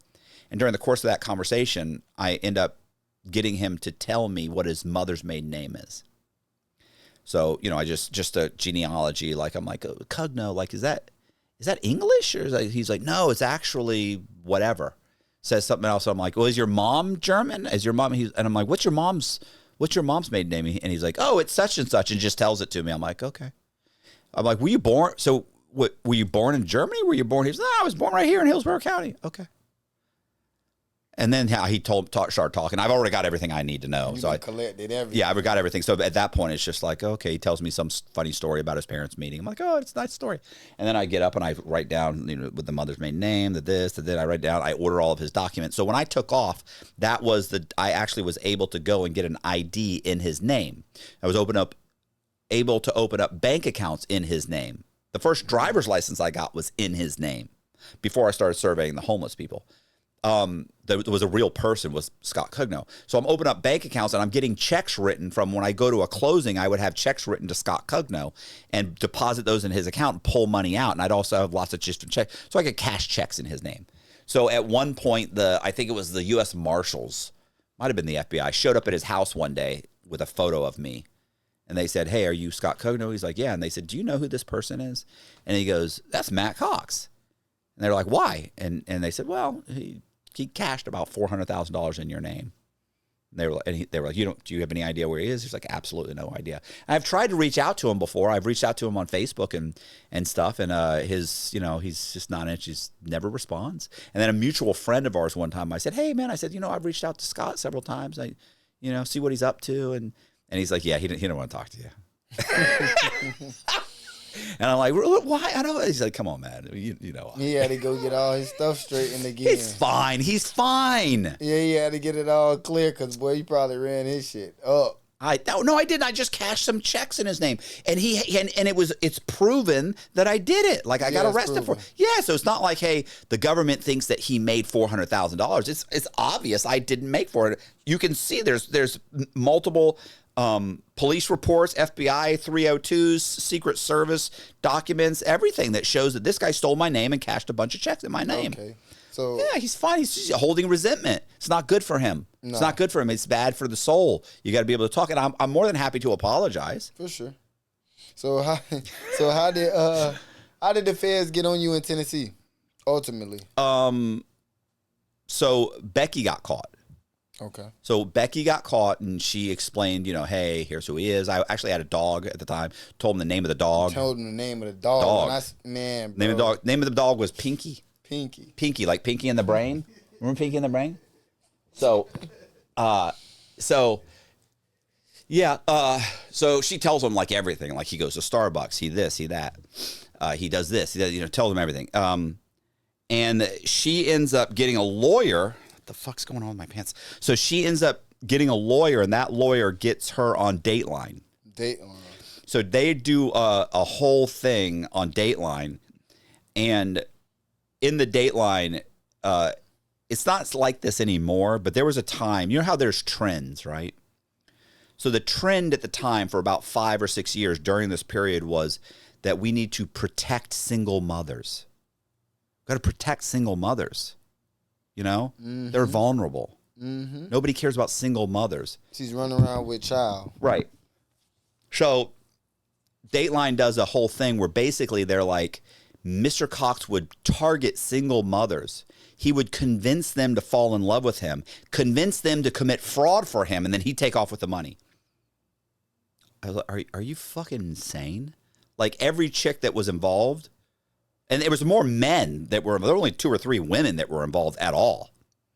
And so there's 2 or 3 women, and there's probably 12 guys that are, they don't ever really mention the guys. It's just the girls. So they make it sound like I'm convincing them to commit fraud and I take the money and I leave them, which is absolutely untrue. And every one of these women like came to me and was like, hey, what are you doing exactly? I'd say, oh, I'm doing this and this. And they'd be like, oh my God, is there any way what can I do? You know, they all wanted to be involved. So that's not how Dateline put it. So what happens is my girlfriend and I at the time, I'm dating this chick named Amanda in Tennessee, and she is looking on the internet and she sees that Dateline is about to come out with a 1-hour special on me called The Thief of Hearts, about how I target single mothers. So I realize that's bad. Like there's not much I can do about, like if the local newspaper comes out, who gives a shit? Nobody's recognizing me. But this is at the birth of, this is by 2003. This is almost 2004. It is everything. And now the internet is turning into a big deal. Social media. Right. Facebook had just come out. It's been out about a year. I'd never been on it. I'd never been on YouTube. It had been out for about a year. I'd never been on it. But it's starting to happen. And I realized this is a problem for me. So I decided I'm going to go to Australia. My girlfriend and I were going to go to Australia. We were going to refinance our houses, get about $3 or $4 million. Because at that point I owned a bunch of houses. So I'm going to refinance them and get 2 or 3 mortgages on each house. Going to end up with $3 or $4 million, and I'm just going to take off because we had months before Dateline came out. So while this whole thing is happening, I'm preparing to refinance. I'm getting approved for loans. We're scheduling closings, everything. All under other people's shit. All under other people's stuff. Yeah, that's crazy. At one point, what happens is, we're about to hit all the closings, and I probably have all the money. It'd probably take a month or so, but I have time. So what happens is the girl I'm dating, one of the things we're doing is we're pulling cash out. And so we're giving people checks, right? Like, hey, can you cash this check for $6,000? You know, whenever, if you go by the bank today. Oh yeah, sure, no problem. You know, if they say what's going on? I say, bro, you know, fucking IRS. I just, you know, like I'm paying my quarterly taxes, but I owe money. I just don't want them to, if they freeze my account, I just don't want them to freeze everything. I want to be able to pay you guys. Oh yeah, no problem, bro. You know what's so funny about that is like everybody I gave a check to brought the money back. Like nobody took off. Like I don't even know you. You've worked with me for 2 weeks. I don't owe you any money. I just gave you a check for $8,000. You come back with the $8,000. Very honest people. So they come back, they're giving me money. I'm already pulling out money I have because I had already borrowed like $3.5 million in Nashville. But we bought a bunch of property. We had owned like 20 properties. We're building new houses. We were building like 4 new houses at that time. And so I'm pulling out cash. And so one day my girlfriend at the time gives a friend of ours, a chick named Trina, gives her several checks to cash. And that sparked a conversation between the two of them. And my girlfriend told Trina, we're leaving, we're going to go to Australia because Carter's name is not really Carter. His name is really Matthew Cox, and he's wanted by the Secret Service. And so she looks it up, and imagine what she reads. All of the articles are bad. Like, these aren't good articles. And you know, because I had, at one point, I even had a concealed weapons permit in Florida. Now, I didn't have a gun. As soon as I got on probation, I gave away my weapons. I only had like three weapons, and I gave them all away. I never had a gun. So they listed armed and dangerous. Armed and dangerous. He is known to be armed and do not approach him. So it sounds bad. So Trina is thinking her friend is in danger. Probably. I'm giving her a lot of credit here because she calls the Secret Service and she negotiates a reward to turn me in, which is $10,000.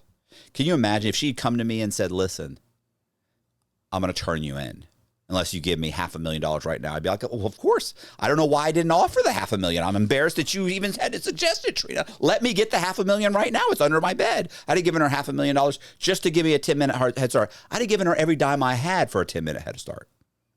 But she never asked. She asked for $10,000. So the Secret Service watched my house for like 3 days.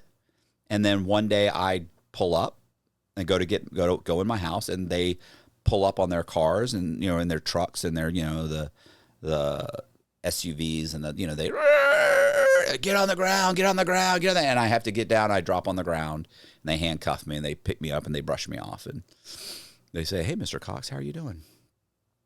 You are Matt Cox, aren't you?" And it's all over. And I was just like, "Fuck." Yeah, and yeah, so that was it. At that point, what's going through your mind at that point? I mean, I think I'm to be honest, a lot of people say like I was relieved. I was, like it's finally. You were done running. It's finally over. It's over. Thank God. Yeah. But the truth is, I one of the best times of my life, with the exception of probably right now in my life, is very good. I have a wife. We have a dog. We're very happy.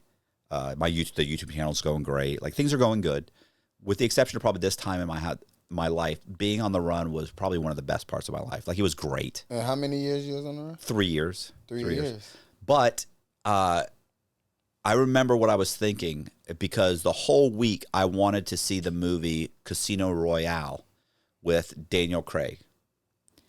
And I'd been saying it, telling my girlfriend the whole week, like, hey, Friday we're going to see James Bond. We're going to see Casino Royale. We're going to see. She's like, yeah. And so when the cops grabbed me and they dust me off and they're like, "Hey, you are Matthew Cox, aren't you?" My first thought was, "Fuck, I am not going to be able to see James Bond on Friday. Like, it's not going to happen. Like, it's all bad." Like, I mean, other than everything else that's going on, which I already know, there's like all that's out of my control. But really wanted to see that movie, which was a great movie. It was a great movie, and I did see that movie about 3-4 years later. I saw it on the prison's institutional channel. So wasn't the experience I wanted to have. We did have popcorn, so it's cool. So okay, so you get caught. Yeah, they interrogate you. Right. Well, they didn't interrogate me right then, but yeah, right then I said I want to talk to a lawyer. Okay, you wanted to talk to a lawyer. What do you talk to your lawyer about? What do you tell your lawyer? I tell my lawyer what she says. Okay, here's what they've got. First she tells me, okay, well you're in a lot of trouble. She's like, all of your co-defendants have already cooperated against you. You're extremely guilty. She's like, I mean, we're not going to pretend here that you're not guilty, right? I was like, absolutely, I'm guilty. And she said, so you can't go to trial. She said, you don't have a defensible position. They're saying that you've stolen $26 million. I'm like, what?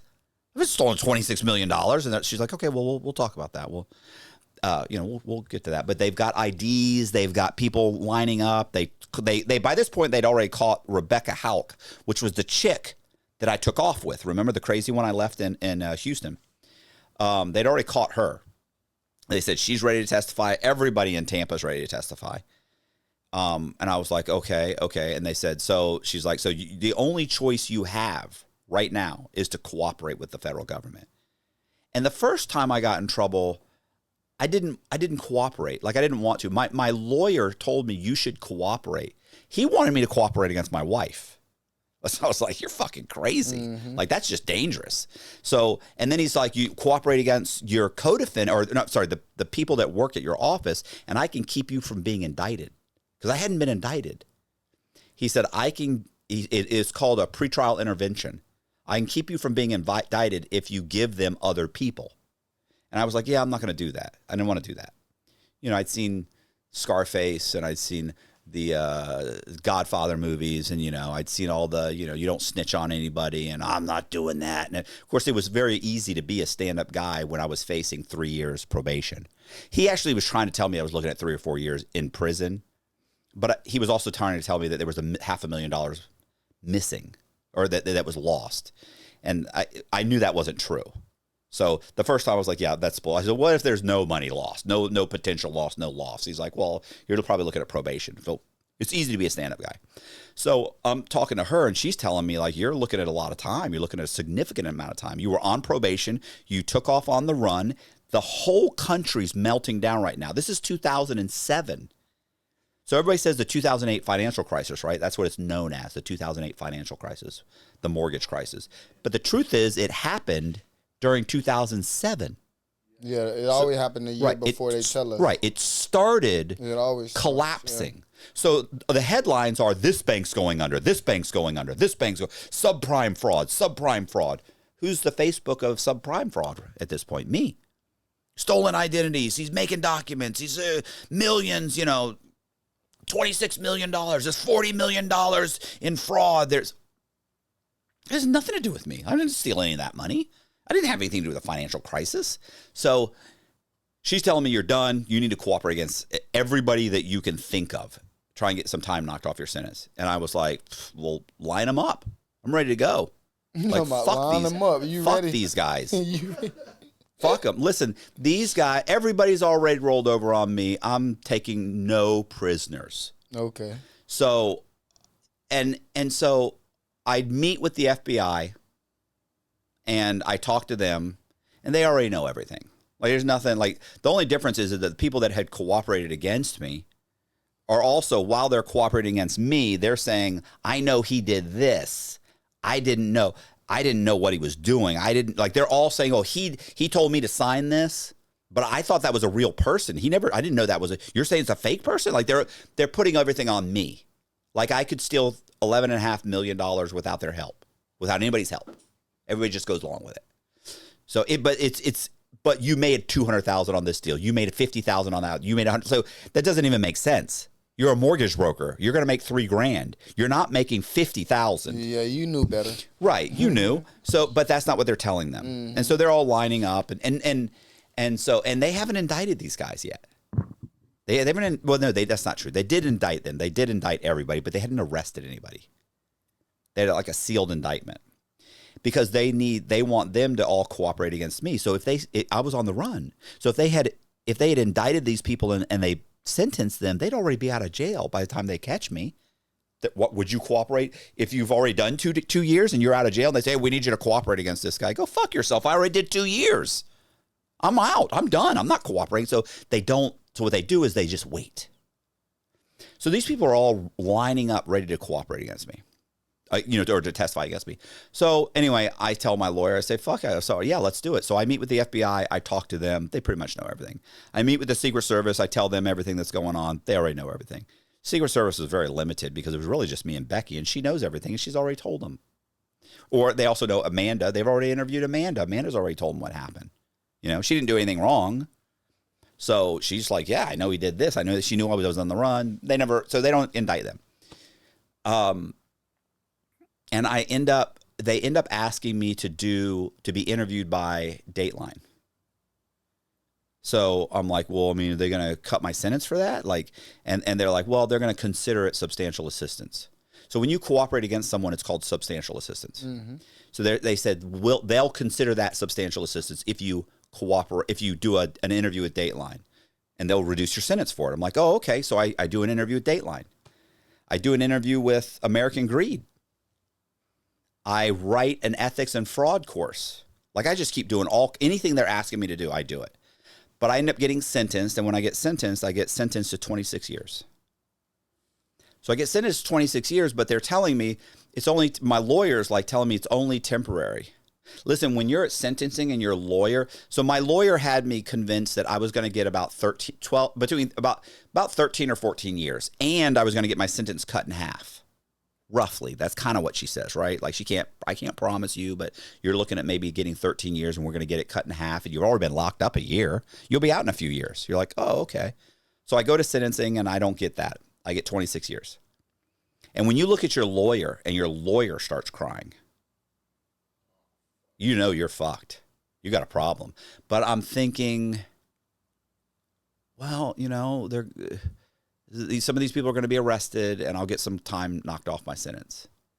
Well, by this point, by the time I get to prison, it's 2008. And there are banks going under for billions of dollars, hundreds of millions of dollars. So do they go back 5 years and 4 and 5 years and arrest these people?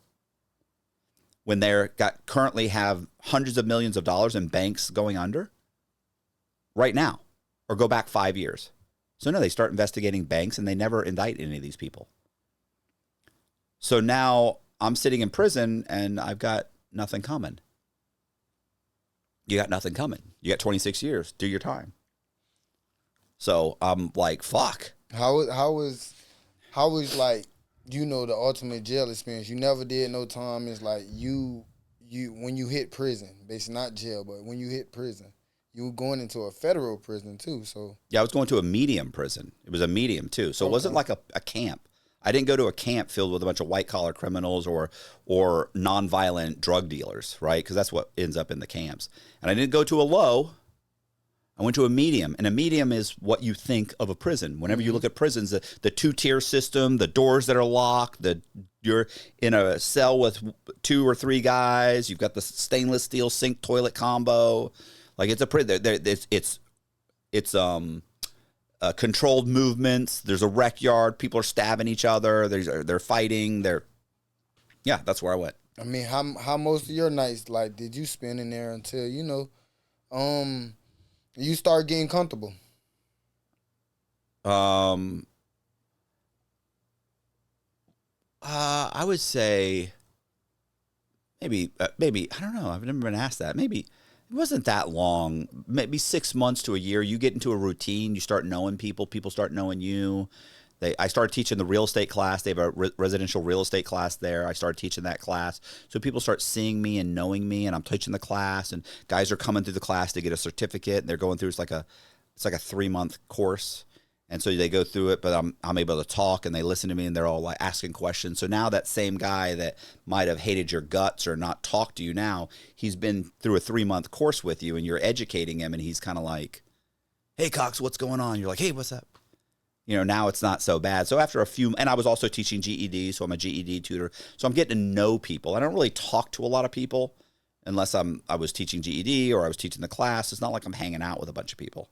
I hang out with my buddy Zach, and a few other people. I'll bet you it was less than 10 people that I probably talked to on that compound on a regular basis, maybe 5 on a regular basis. What about when it came down to any violence where anybody, because when you're going to federal prison, they can be like, you are where you from. So it could be like the cars. Your cars. You get what I'm saying? Nobody wants me in their car.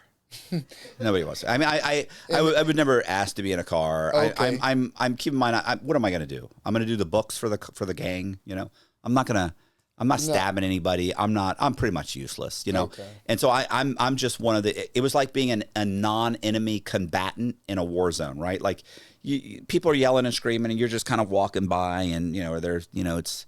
And everybody knows me at this point. People kind of know me. There's not a lot of white guys on the compound. There's like maybe 30 of them, and 28 of the 30 are there for selling, for like making meth in a bathtub in a single wide. Like they have half their teeth are missing. Half their teeth going drug addicts. So I'm one of maybe 2 white collar criminals that got so much time they ended up in the medium. It was me and a guy named Jason Weeks. Because really, you're not supposed to be there, honestly. Yeah. Not in the medium. No, I should have. Every time I would go into my counselor office, they'd be like, what are you doing here?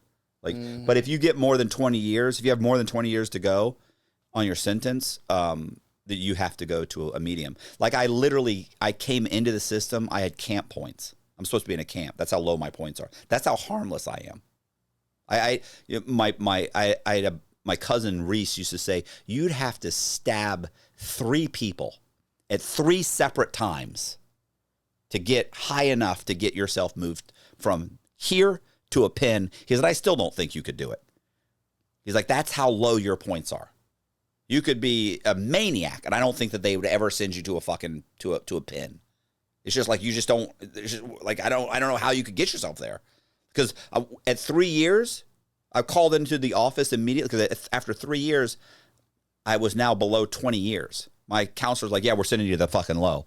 And I'm like, oh, but I'm comfortable here, and I'm thinking about writing a book, and I got a good routine, and they're just like, he's like, you shouldn't even be here. You shouldn't even be at the low.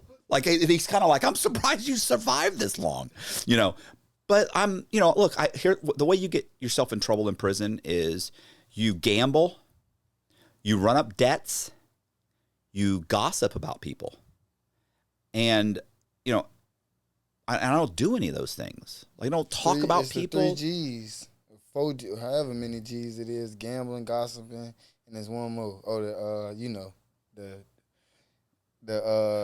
the The G word. Oh yeah. What, punks? Yeah. Punks, yeah. Yeah, we're not going to say that. Yeah, right. And, like, as much time as I had, they just never looked good. Guys are like, you get enough time? I'm like, well, they didn't give me enough time because these guys still look like dudes to me.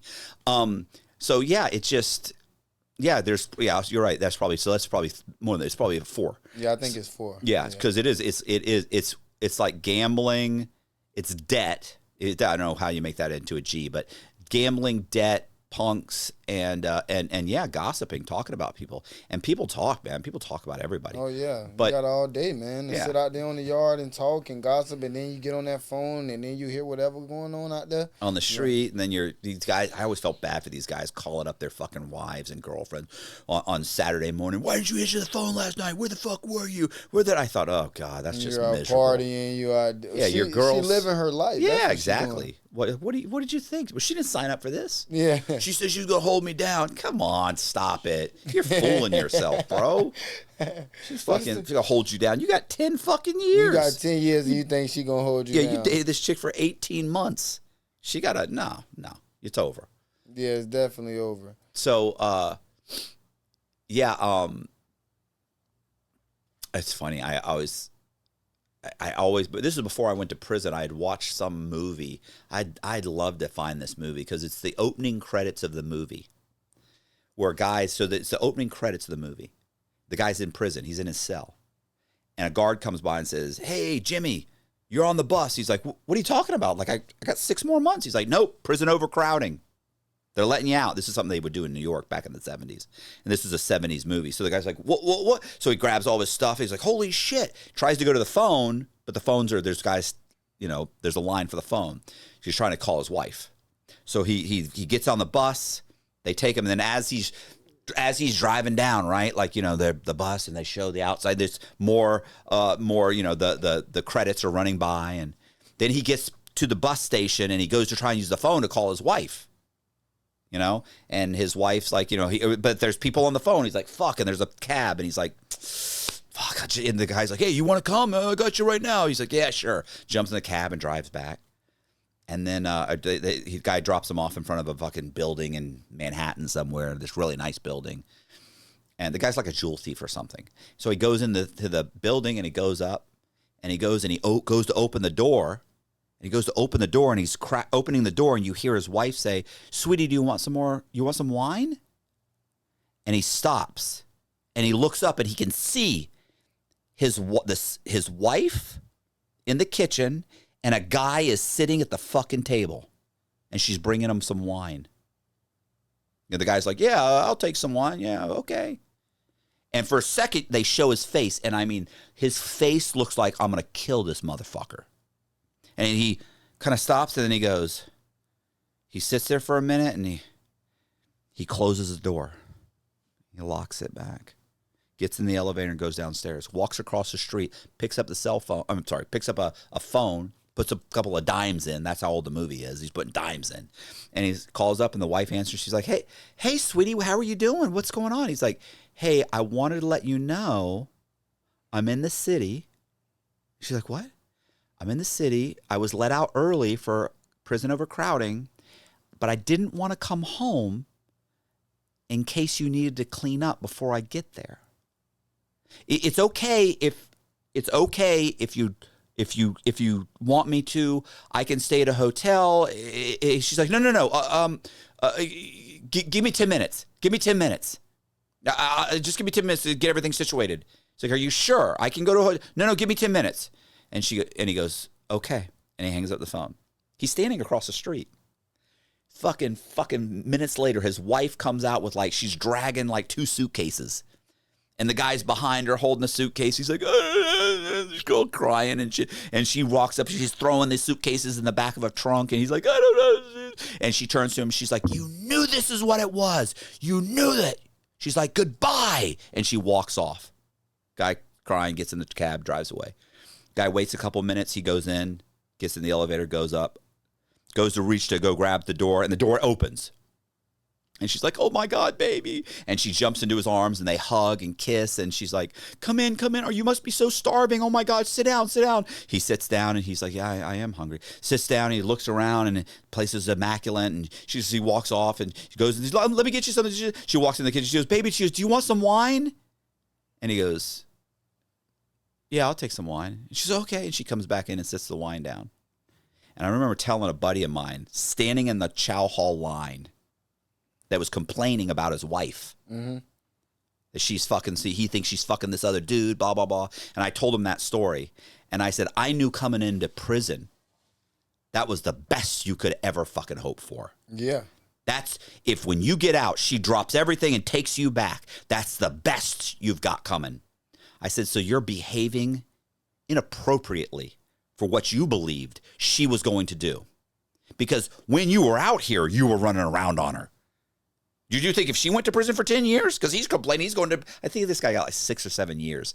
And he's bitching and moaning. It's like, what are you talking about? This is the best you could ever hope for. So what if she's fucking some guy? She's going to ditch him. She's got, you got 2 kids with this chick. She's going to know when you're coming home. She's going to tell that guy to kick rocks. He was just like, fuck. So that guy, by the way, his name is Turk. Well, we called him Turk. His name's something else, but because he's Turkish. I remember every time I see him or talk to him, he not every time, but half the time I talk to him, he mentions that. He goes, bro, I think about that all the time. He said, you telling me that story in prison got me through the next couple of years, knowing stop asking questions. Yeah, stop asking questions. Let shit be. Just hope. Yeah, just hope. She's still coming to see him. She's still putting money on his books. She's dragging his fucking kid down there to fucking see him. Said, come on, man. You're going to give her a fucking hard time because she's banging some fucking dude on the side when you told her you were never, she didn't sign up for you going to jail for 5 or 6 years. So anyway, yeah, I always felt bad for those guys, but eventually I leave the medium and I do go to a low. Okay. So how did your release date end up changing? That would make a good short too, by the way. That fucking story? Nah, for sure. We've run that story before. Every time I tell it, Colby cuts that fucker up and puts it out there. Sorry. So you said what? No, I was saying, how did your release date end up changing? My release date changed because I had done those interviews for Dateline and American Greed. Okay. So at one point I called my lawyer and I'm like, hey, what's going on with these fucking cases? Like, I cooperated. What happened with these cases? And my lawyer says they're not doing, nothing's happening with them. These people aren't going to be indicted. They're not going to be, it's over. And I'm like, okay, well, what does that mean for me? Like, I got 26 years. And she's like, Matt, I'm so sorry.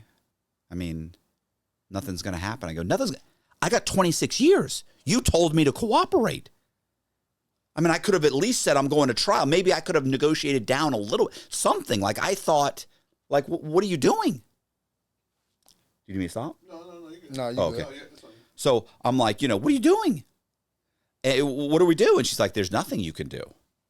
Right? Because you only have a year from your sentence to file what's called a 2255, right? Which is it's like a habeas motion that you can file, which says that basically that like you weren't represented correctly, right? It's called it's a ineffective assistance of counsel. Yeah. Your lawyer wasn't any good, so and so it's too late. By the point I had that conversation, it had been 2 or 3 years. And I'm just like, fuck. So I'm kind of fucked. Well, I get to the when I get to the low, there's a guy there he was a lawyer named Frank Amadeo. Frank Amadeo is a disbarred attorney who has, he's bipolar with features of schizophrenia. So he at times he believes irrational thoughts. He's a jailhouse lawyer or a real? No, he's a real lawyer on the street, but he was disbarred. Oh, okay. He became kind of like a venture capitalist where he was buying companies and investing in companies that were failing, turning them around. In the process of this, he ended up stealing $180 million from the federal government. It was really $200 million, to be honest, but they didn't realize that till after he was sentenced. Like the totality of it wasn't completely calculated. I don't think it would have changed his time because he had like 23 years. So, but he's helping inmates. So I don't really approach him for years. Talked to him once or twice briefly. Like barely, really. But he was also insane. And he would do insane things and say insane things. And so over the course of years, though, what happens is guys are telling me, like, bro, you got to talk to fucking Frank. You got to talk to Frank. And I'm like, Frank's delusional. Like, Frank thinks he's going to be emperor of the world. Like, Frank thinks he's going to take over the world, you know? And he's not, he thinks God's talking to him, like telling him he's ultimately going to be emperor of the world. Like, he's not in his right mind. And you guys are letting him do your fucking legal work. You're crazy. And, but the truth is, after years, people start getting let go. Like, you hear some guy's name getting called to R&D, and it's some guy that Frank just got an immediate release. And a month or two later, you find out that your buddy Jimmy in B2 just got 10 years knocked off of his sentence, and he's going to go to a halfway house in the next year. And Chad just got his shit reversed, and they're bringing him back to be resentenced. And all of these are Frank's people. This is left and right. This is happening all the time. And so finally, my buddy Turk convinces me to go talk to Frank. So I go talk to Frank. And Frank takes my case and starts working on my shit. And we end up negotiating with the government back and forth. Listen, technically, there's nothing I can do. I'm time barred. And what he does is he makes the argument that the time bar is reset every time the government asks me to do something. And they just asked me to write an ethics and fraud course. It hadn't been a year yet.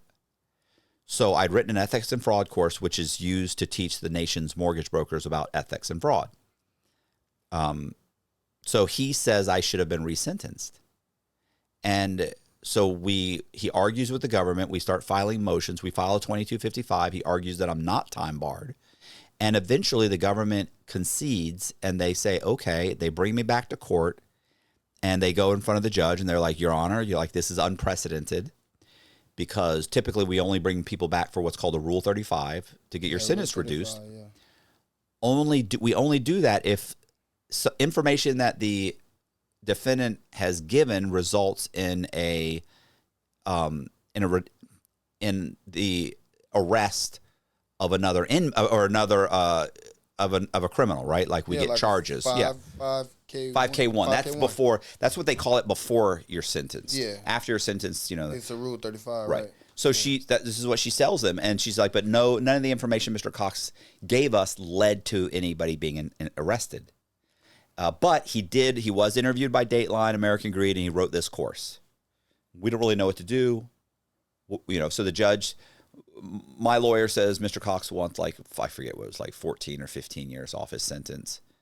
And the government saying we want to give him 3 years off. And the judge is like, that's like when my lawyer is saying 15 years, the judge looks at me and he says, Mr. Cox, that was never going to happen. I was just like, fuck. So he gives me 7 years off my sentence. So I go from 26 to, it was really 26 and a half. So it goes from like 26 and 4 months down to 19 and a half. And at this point, I've been locked up 6 years. And so I still have about 7 years to go. 6 or 7 years to go. By the time I get back to, so I'm like, I got about 7 years. I've done almost 7. I've got about 7 left to go. I can do it. I can do that. Because when I first got to 26 years and I got to prison, like I was like, I can't do 26 years. Like, that's insane. And what did I do to deserve 26 years, bro? I manufactured some fucking identities and I borrowed money from some fucking banks. Nobody lost their house. No, I didn't steal anybody's pension fund. There's not a bunch of little old ladies running around that are sleeping in the fucking street because I took their took away their retirement. You know what I'm saying? Like, what did I do? It was a money crime. Nobody's life was ruined. I have 4 victims, 4 individual victims. One guy owed like 11 grand, one's like 7, one's like 5. Like, if you add them all up, it's less than 30,000. Everything else was banks. Yeah, everything else was the bank, yeah. So 26 years but it was in the middle of the financial crisis, so they hammered me. So that's fine. So I got 19 and a half years. And, and here's the thing. A ton of people know that everybody knows I just got back from court. Got my sentence reduced. So I've already got the snitch jacket. I was just about to say, I know they run around the yard calling you snitch. Of course. He's a fucking rat. He's a fucking snitch. He's this, he's that. Luckily, I'm not really concerned about what he, like, you have to kind of measure, like, you're not living by that code, no. No, and not just that, but I mean, so I should, to get your respect, you're some scumbag drug dealer. So to get your respect, I should do 26 years? Well, what does your respect do for? I don't know you. I didn't know you then. I'm not even talking to you now in prison. Like, we're barely talking to each other now. Like, what, to do what? Or do I snitch and I go home immediately or very quickly, much quicker, and I get to go and see my mother and I get to see my dad and I get to see my son and my friends, and, you know, not that I really had any friends. All the friends I had cooperated against me, so I guess they weren't really that good of friends. But, you know, so it's like, it wasn't a hard decision, especially since I realized that the moment I got in trouble the first time and the second time, everybody cooperated against me immediately. So it was like, okay, fine. I see how it is. It was easy for you to just go ahead and flip. Oh, fuck yeah. Fuck it. Yeah, I'm done. I'm totally good with it. And if for the rest of my life, people are like, oh, that dude's a fucking rat, I'm good with it. I'm good with it. It's been nothing but upside. So what ends up happening is, I get back and I'm walking around the compound with a guy who's locked. This is the low now. So there's a lot more white collar guys. Mm-hmm. There's a guy there that had stolen. He has a Ponzi scheme for like $102 million, but it's really only $57 million that was missing, or that he'd blown. And I'm walking around. His name is Ron Wilson. So I'm walking around with Ron Wilson, and Wilson's like, and he's in the middle of cooperating against his co-defendants, by the way. So we're walking around, and so y'all, they basically labeling y'all too. Oh yeah. Well, listen. Here's the thing. There's actually a federal sentencing guideline that came out. There's actually a pamphlet that came out that actually breaks down, depending on what you've been charged with, how many people cooperate. Like drug dealers, mm-hmm. It's like 87% of drug dealers cooperate. Sure. White collar guy, you know how it has one of the lowest? Yeah. CP. Chose. Yeah, Chose. Because they have nobody to cooperate. They don't have nobody to tell them. So there's just, they've all broken down. So the idea that you're in a low security prison and that everybody out there, everybody in the prison acts like they didn't cooperate. It's like, okay, well, do the math. There's almost 2,000 of us. Like, that means that if you just do the basic math, it means that like 90%, 80 to 90%. And to be honest with you, it says like 87% received cooperation. 95% probably cooperated. They just didn't receive anything for it. Like, you told them about an ice lab, but the cops never looked into it. Yep, by the time they showed up, it had been broken down. It was over with. Right. Yep. And they're like, well, I cooperated. Yeah, but it didn't result in an arrest. Right. So you still cooperated. Like, any guys, street guys would be, nah, he snitched.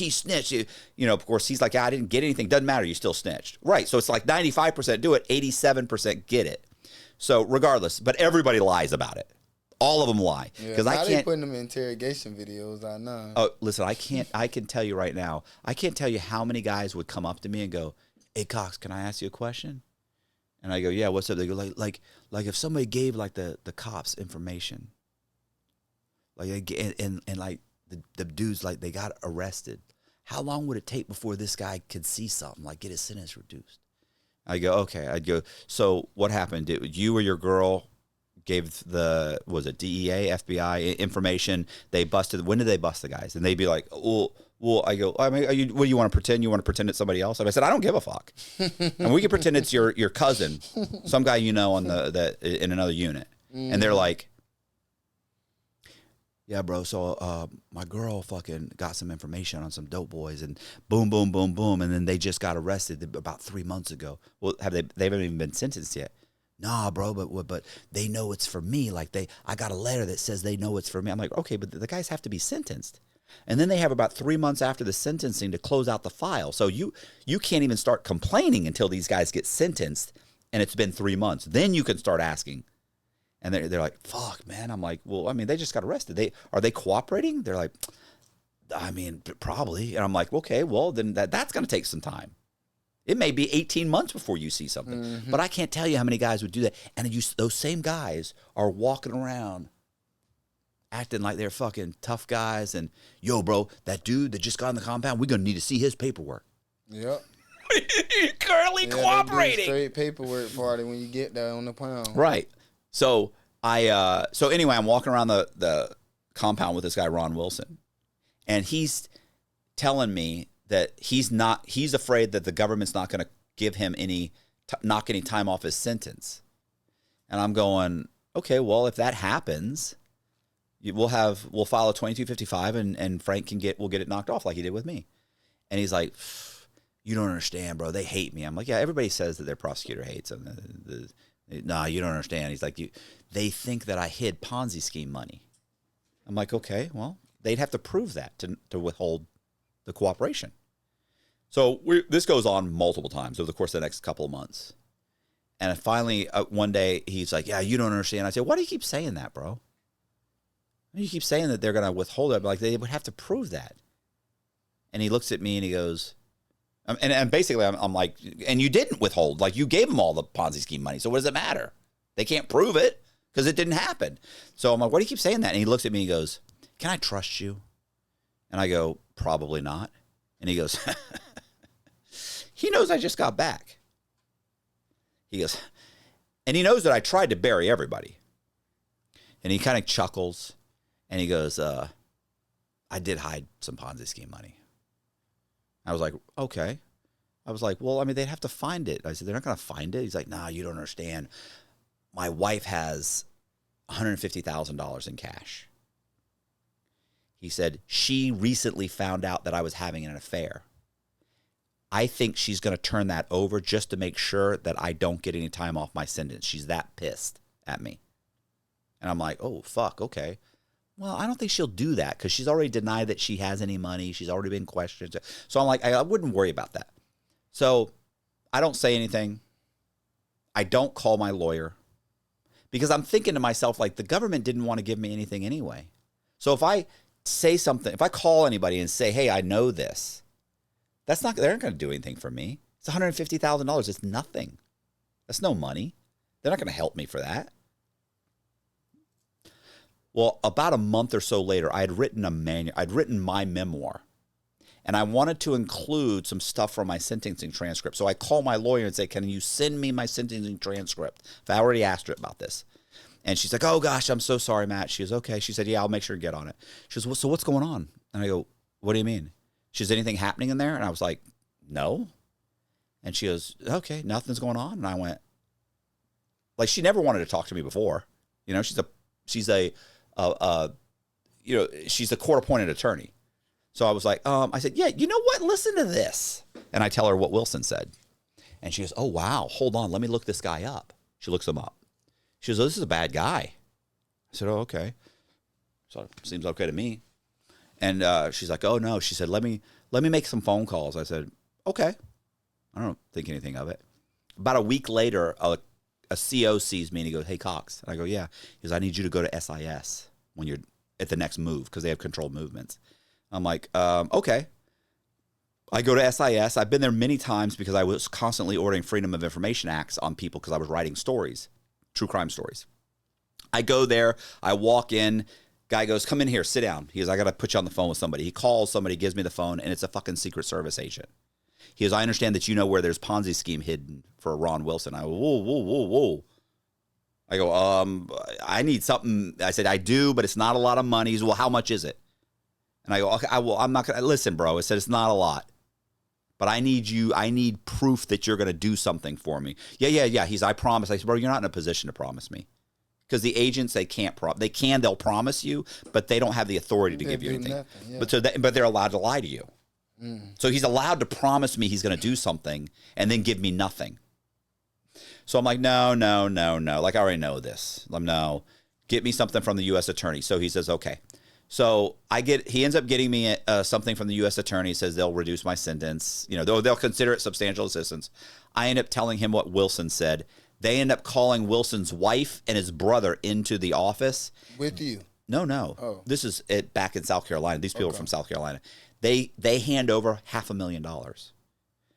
like Wilson had said it was like 150,000. That's half of him. But Wilson had told me half was 150,000.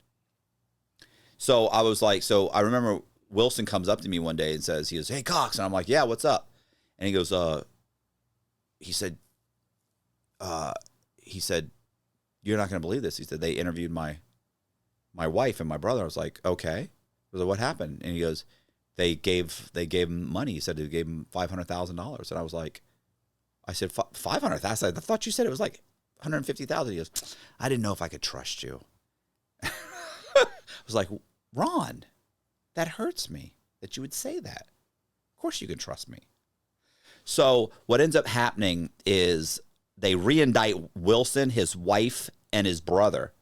The wife and brother get they get like one gets like 50 community hours, one gets like 100 community hours, and they both get a year of probation.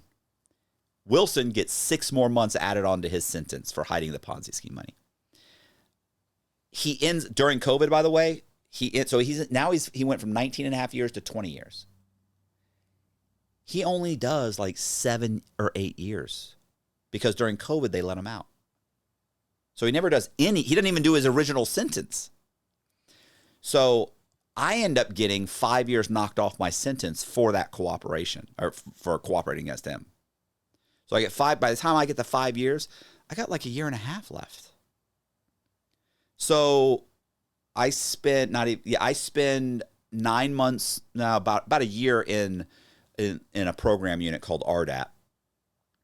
And then I go to a halfway house for 7 months. And that was almost 6 years ago.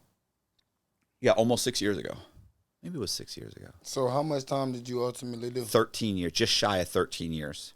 A couple months shy of 13 years. Okay. I was saying 12. You said 12 years. It sounded like you was using your time wisely, like with basically everything you was doing. You was writing books. Obviously, you became an author.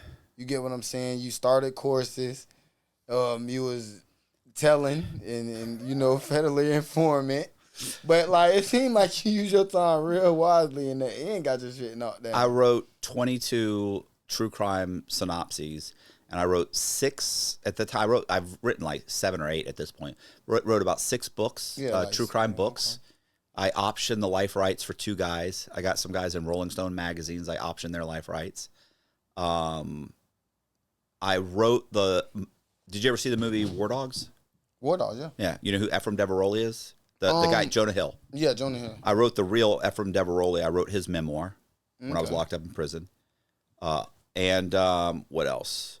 Yeah, I got out and I started a YouTube channel. Yeah, and speaking on your YouTube channel and War Dogs, like that interview about the War Dogs thing, that was a dope one. Yeah. I interviewed David Packhouse, the guy that's played by Miles Teller. So yeah, that was good. I think that got over 1 million. I got like over 1 million views. Yeah, that one was definitely good. But okay, when you get out of prison, what do you think like your life is headed at? Do you think that you're finna get into podcasting? I know you was already doing books and everything like that. Yeah, but I don't know what a podcast is. Okay. I've never been on YouTube. I didn't know what any of that was. I had 7 months in a halfway house. I mean, I'm working at a gym, saving money. Luckily, when I got to the halfway house, one of the options I had optioned, it hit 18 months and they re-optioned it. So I got a check for like $7,000. So I was able to buy a car. I was able to get like a year's worth of insurance, new tires on the car. Like I got lucky, right? So, and then I'm also working at this gym and I'm able to, so I started a website and then I kind of taught myself how to do YouTube. I go on a guy named Danny Jones. It was called Concrete, his podcast. So I did his podcast, and it ended up getting over 2 million views. And then I went on, I went on Vlad. I went on Soft White Underbelly, got like a couple million views, 2.5 million or something.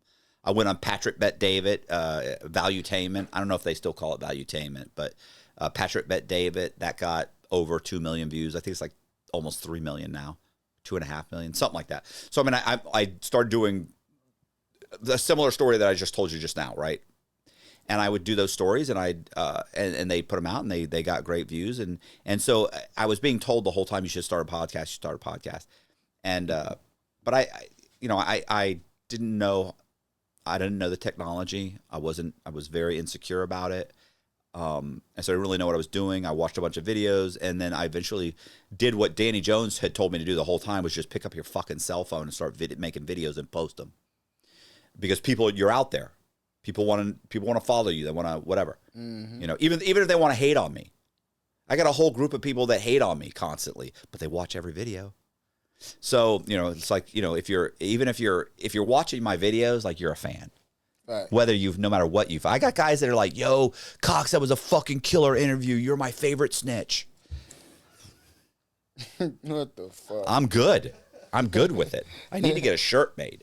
But yeah, so, so I started doing it. I ended up getting a producer, a guy that is, his name's Colby.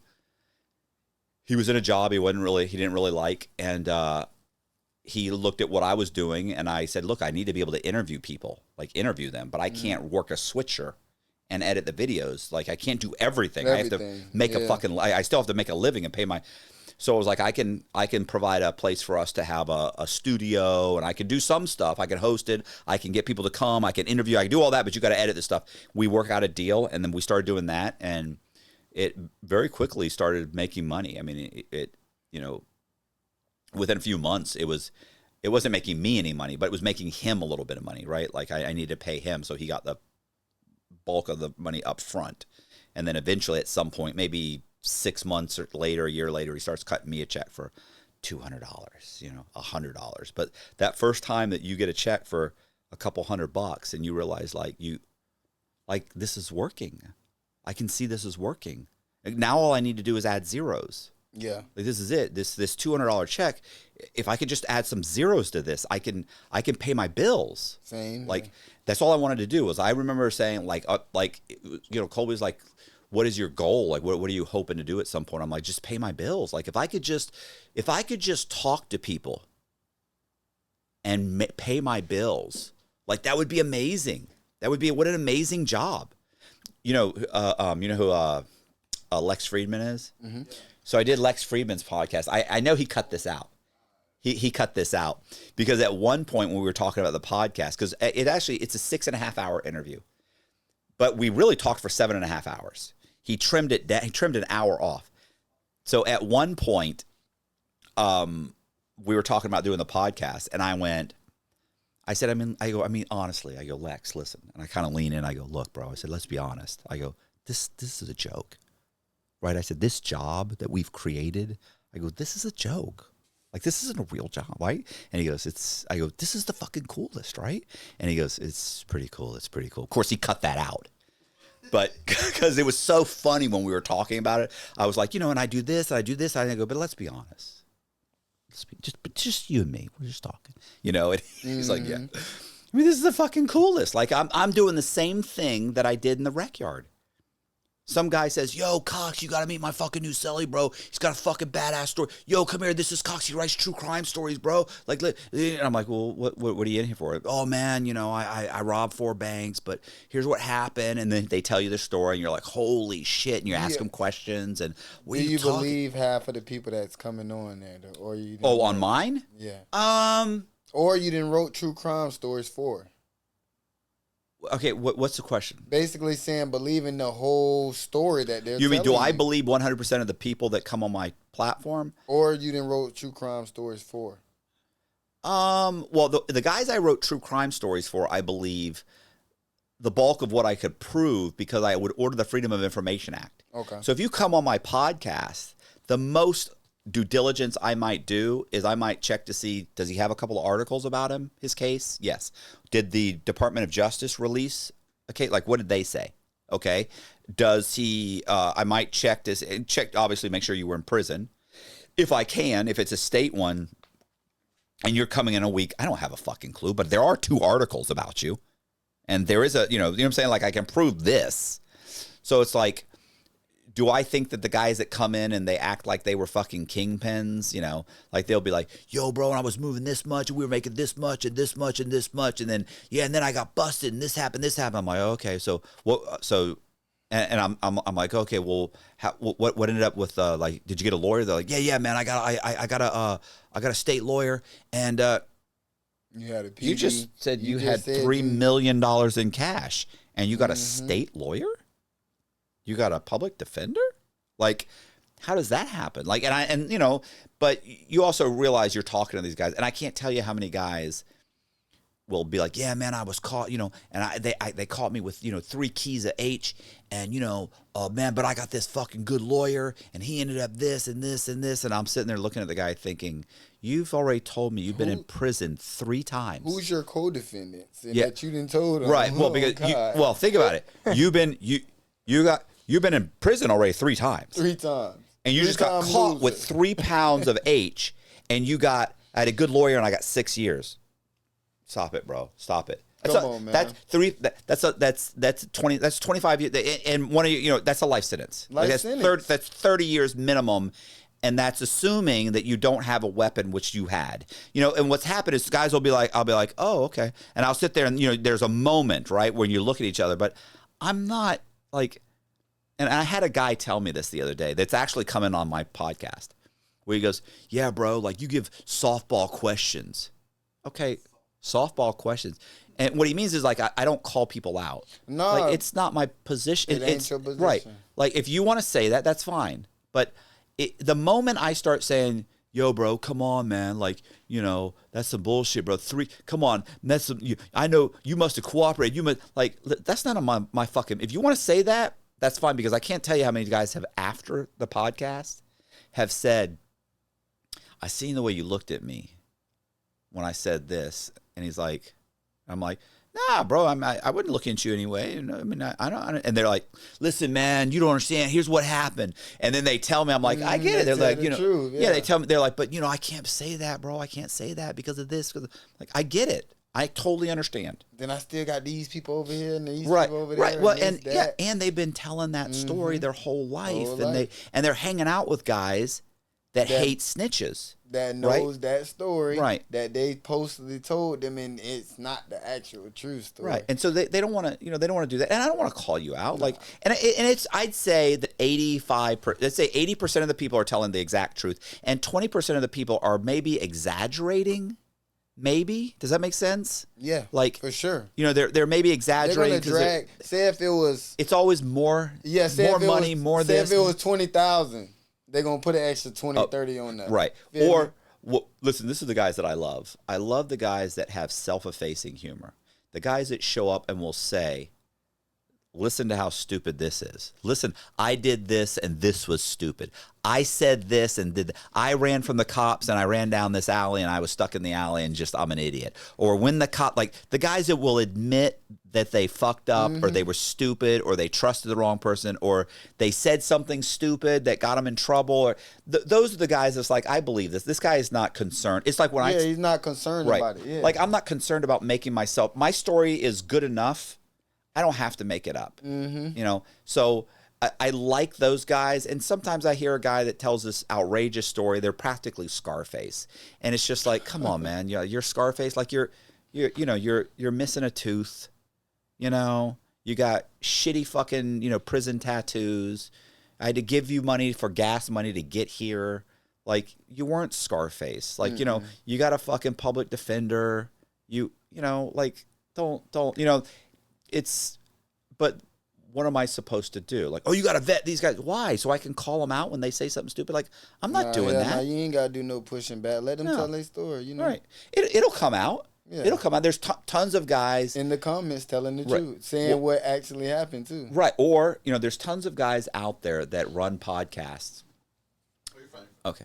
There's tons of guys out there that run podcasts that have their own story that's bullshit. Like, your story's bullshit. What you're saying, you know what I'm saying? Like that's not true. It's not exactly true. Like, and at some point that comes out. You've got too many people that know. Your co-defendants know. You know what I'm saying? There's the Wes Watsons. There's there are these guys that they're in, they're saying stuff, and then the people that you were locked up with, they eventually get out, and then they say that's not what happened. He never did that, and he was never there. He didn't go there. He didn't do 10 years. He did 7. He wasn't even in the state of California. Like, there's all these things, and he never was running their shot caller and this. Oh, he never went to prison. He went to a drug rehab. Right. So you're like, it's like, so I just don't. Here's what I don't understand is, why don't just tell the truth? Like, just be like. Just be honest. Like, if you did something, like, look, there are people that are going to like you on each side of the aisle. Some people will like you for being honest. Some people will, and some people will hate you for what you're saying. But there are those people that are going to like you for it, even though maybe some people like you, they disagree with what I did, let's say. But they like the fact that I'm willing to own up to it and say it, because nobody does. There's really, it's like people, they're like, this dude's a famous fucking snitch. He's bragging about it. He's this, he's that. I'm not bragging about it, bro. I'm just telling you what happened. No, you're just speaking your truth and speaking your story, your journey. Right. And listen, the first time I got locked up, I didn't tell on anybody. That could have changed my life. I look back on me not telling on anybody the first time I got fucked up, and my lawyer was saying I could do a pretrial intervention and keep you from even being indicted or getting charged at all. You just go back to work? You just give up some of your fucking guys? I gave every guy that I didn't give up, gave me up immediately. And I look back and I think if I could step to myself, I'd be like, go fucking cut every motherfucker's throat that you know. Because they're going to cut yours the moment they get a fucking chance to. Like, doing the whole stand-up guy thing, it's a fucking... In my case, it was a mistake. Maybe it works out for other people.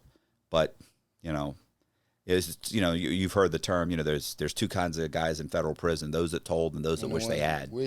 Right. And I can't tell you how many guys I've met in federal prison that have been like, or guys that have been on my podcast that didn't tell and when they're done, they're like, I'll be honest with you, bro. I should have fucking cooperated. I did fucking 15 years. I could have done 5 fucking years. Every fucking guy that and and then I'm like, well, why don't you, let's say that on, no, I don't want to say that on, I don't want to say that, no. Because you just got done telling people, talking about snitches and shit, but they don't want to say that. Yeah. See, like the guy that you have on there sometimes, the FBI agent. Yes. He knows a lot. Oh, he knows everybody fucking cooperates. He knows a lot. He's hilarious. Yeah, he's hilarious, bro. And like, it's a couple of them that I didn't watch that was just like interesting because I felt their stories, like the Joe Baker. Oh my God, bro. Joe Baker's fucking story goes on forever. Joe Baker. Forever. He's great. I should have him back. So we're starting a separate channel, which is it's a doc channel, right, just for documentaries, where we're taking guys' podcasts and we're turning it into like a 1-hour documentary with AI. Basically, the story behind it and the visual. Okay, right. But not 100% AI, like maybe 20% AI because it's expensive. Yeah. It's very expensive. So it's like we're talking about like 20% of it. So it'd be me and him talking, and then as he's describing something, you see him like, because I actually have shorts with Joe Baker where he's talking about the CO, that the female CO that he was messing with. But and we have the AI, but this would be a longer version of those types of stories. And he's hilarious. That got a ton of views. He was hilarious. His shorts have got millions and millions of views. He's great. When we thought about having him come back and tell the story again in order to do the doc, but we're probably we shot his in 4K. I just don't know if we still have the file in 4K, but we're probably going to turn his into one of these docs. Okay. He's hilarious. Yes, he's definitely good for camera. But he's also same thing, very self-effacing. He'll tell you when he fucked up. Yeah. He'll tell you when this didn't work. He'll tell you when he was stupid. He'll tell you when he made a mistake. It's those guys that act like they never made a mistake ever. It's like, come on, man. Like, there's no way. Everybody makes mistakes. There's no guide to being a scammer or a bank robber or a drug dealer. Like, you're going to make mistakes. You're going to make mistakes. You're going to slip up. You're going to do this. You're going to do that. And even like, it don't matter what kind of crime you into. You're going to make mistakes, right. for sure. Yeah. You definitely are, man. And how far are like you asked me, like off camera, like where are you trying to take your podcast? Where are you trying to go with, everything with you, Brandon, and what you got going on? It's funny you say it. So I've talked to like different producers and stuff, right? Because they'll call me and want to talk to someone like Joe Baker. I've producers in LA that will call me and say, like, do you have any bank robbers? I'm like, I got like 6 bank robbers. Like, well, how many banks does he have to have robbed? And they're like, well, I mean, I don't know, it's just one. I'm like, well, wait a minute. I mean, do you want like somebody who can tell his story, or do you? Because I got a guy that's, he did 5 bank robberies, but he's really not a very good storyteller. I got a guy that did like 6 or 3, but he's a great storyteller. He's like, no, 3. I'm like, okay. And then I'll give them 2 or 3 names and they take off it. But I had one that contacted me about this one. She's optioning the life rights to a story that I wrote. And she was like, what is your goal with the channel? Have you partnered with anybody? I'm like, partner? What do you mean? She goes, well, I like, have you partnered with any studios? I'm like, no, how would that work? And she's like, well, what's your goal? And I went, my goal is to keep this going as long as possible. What do you mean? I'm like, my goal, I met my goal. I need this to pay my bills. It's paying my bills. I have ding, like I check, like I'm good. I'm just going to write it out and hope it lasts forever. And she's like, and so she said, well, here's the thing is that like, she's like, Matt, Hollywood's kind of imploding right now. And she said, a lot of these studios are partnering with podcasts. And she said, so I was just wondering if nobody's ever approached you, like, what's your goal? I'm like, well, who would, even if they, like, I can't, our quality can't, we're shooting in fucking 4K. We got Blackmagic, the whole Blackmagic system. We're putting out 15 shorts a day throughout all the platforms. We're doing 3 like I can't, I'm at the, even if they came and said, we want to, supercharge what you're doing. Like, what am I going to do? 1 a day? Like, I can't. It's too much. I'm already working 60 hours a week. Like, so I was like, what? And so she said, oh, no, you just need to think about that. Like, you might want to think about like, what's the next stage? I was like, okay. So I hung up the phone and I started thinking about it. I thought, what? And what I realized was like what I'm doing now, the YouTube, like this was not my initial, vision of the channel. My initial vision was doing like an audio podcast where I was doing, but it's heavily edited, right? Like Serial, the podcast Serial, or where it's like, they've got music and you're interviewing different people. Like it's like a documentary, and you're, those heavily edited podcasts that cost $500,000 to do 12 episodes. Do you see what I'm saying? Mm-hmm. Right. It's too much. Like, and that's what I initially wanted to do. That's why I didn't start right away, because I was trying to get that done. And it took about a year for me to realize, like, you're never going to be able to pull this off. Nobody's going to invest $300,000 or $500,000 into your vision, because all those stories I'd written in prison, those, I wanted to turn those into kind of that kind of a thing, right? Like a multiple series. And by the time I realized that's not going to happen, and Danny was right, you need to just start talking. So I went to my producer, Colby, and I said, look, what do you think about turning some of these things into that?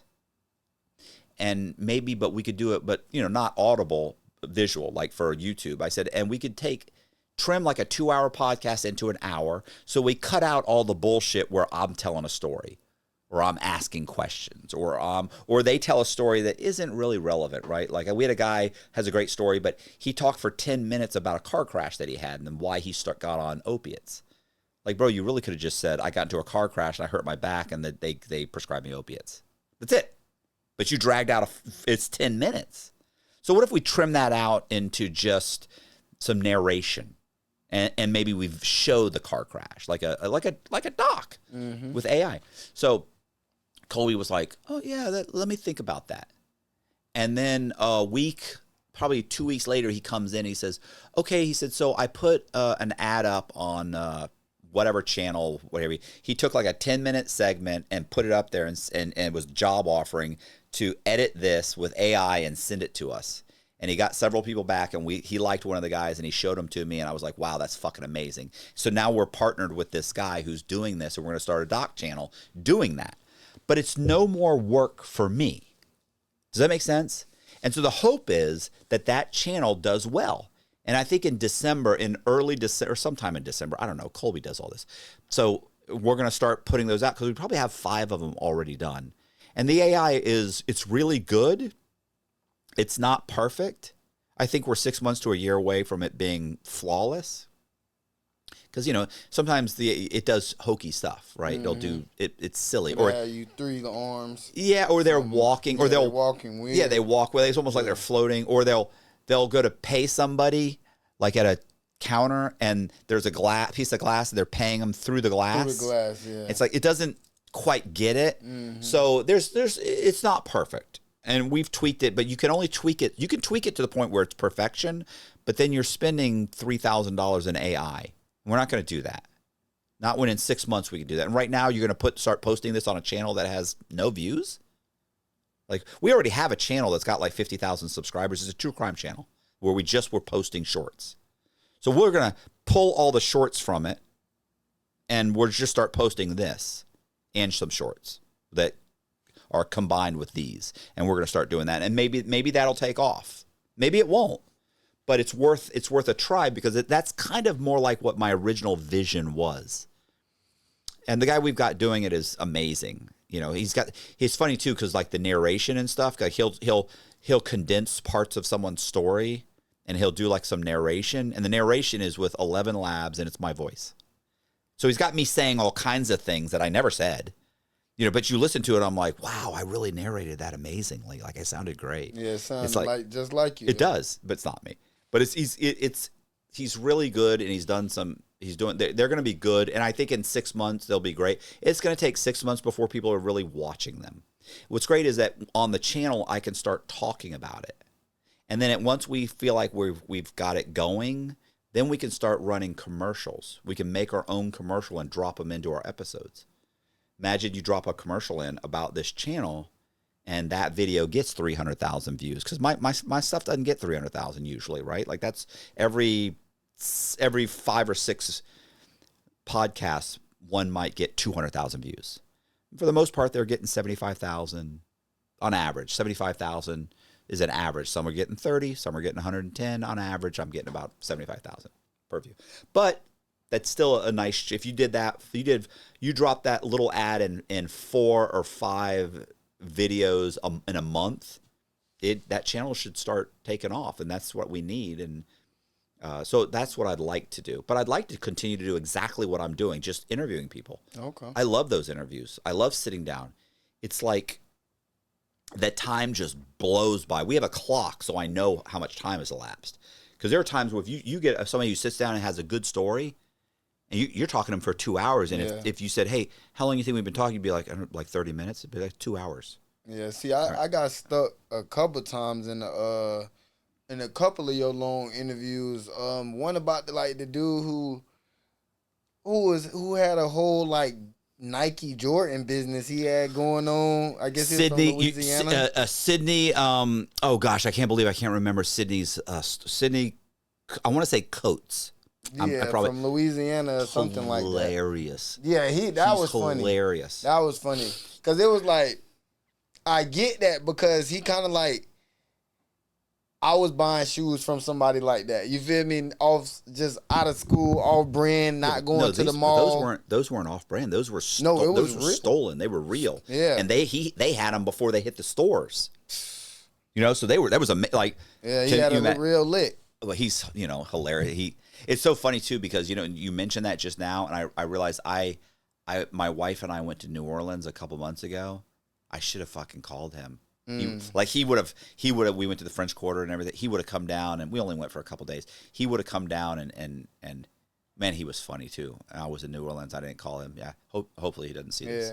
What's some of your best memorable moments have you been having, like, that you've been doing since you've been had your podcast? You know what I'm saying? Some of the memorable moments, like, it could be some people that you didn't interview, some moments that you didn't have where you'd have been viral for, I don't really have, like, I said that as far as moments during it's not really during the podcast. It's when some guy tells you that his book fucking, he sold 7,000 copies of his book, and it's like now it's number 15 in the true crime, whatever, or and they made $20,000 on those sales, and you're like, fuck, where somebody, got 2 new clients or 10 new clients because they came on the podcast, or I've had a guy that had his life rights optioned.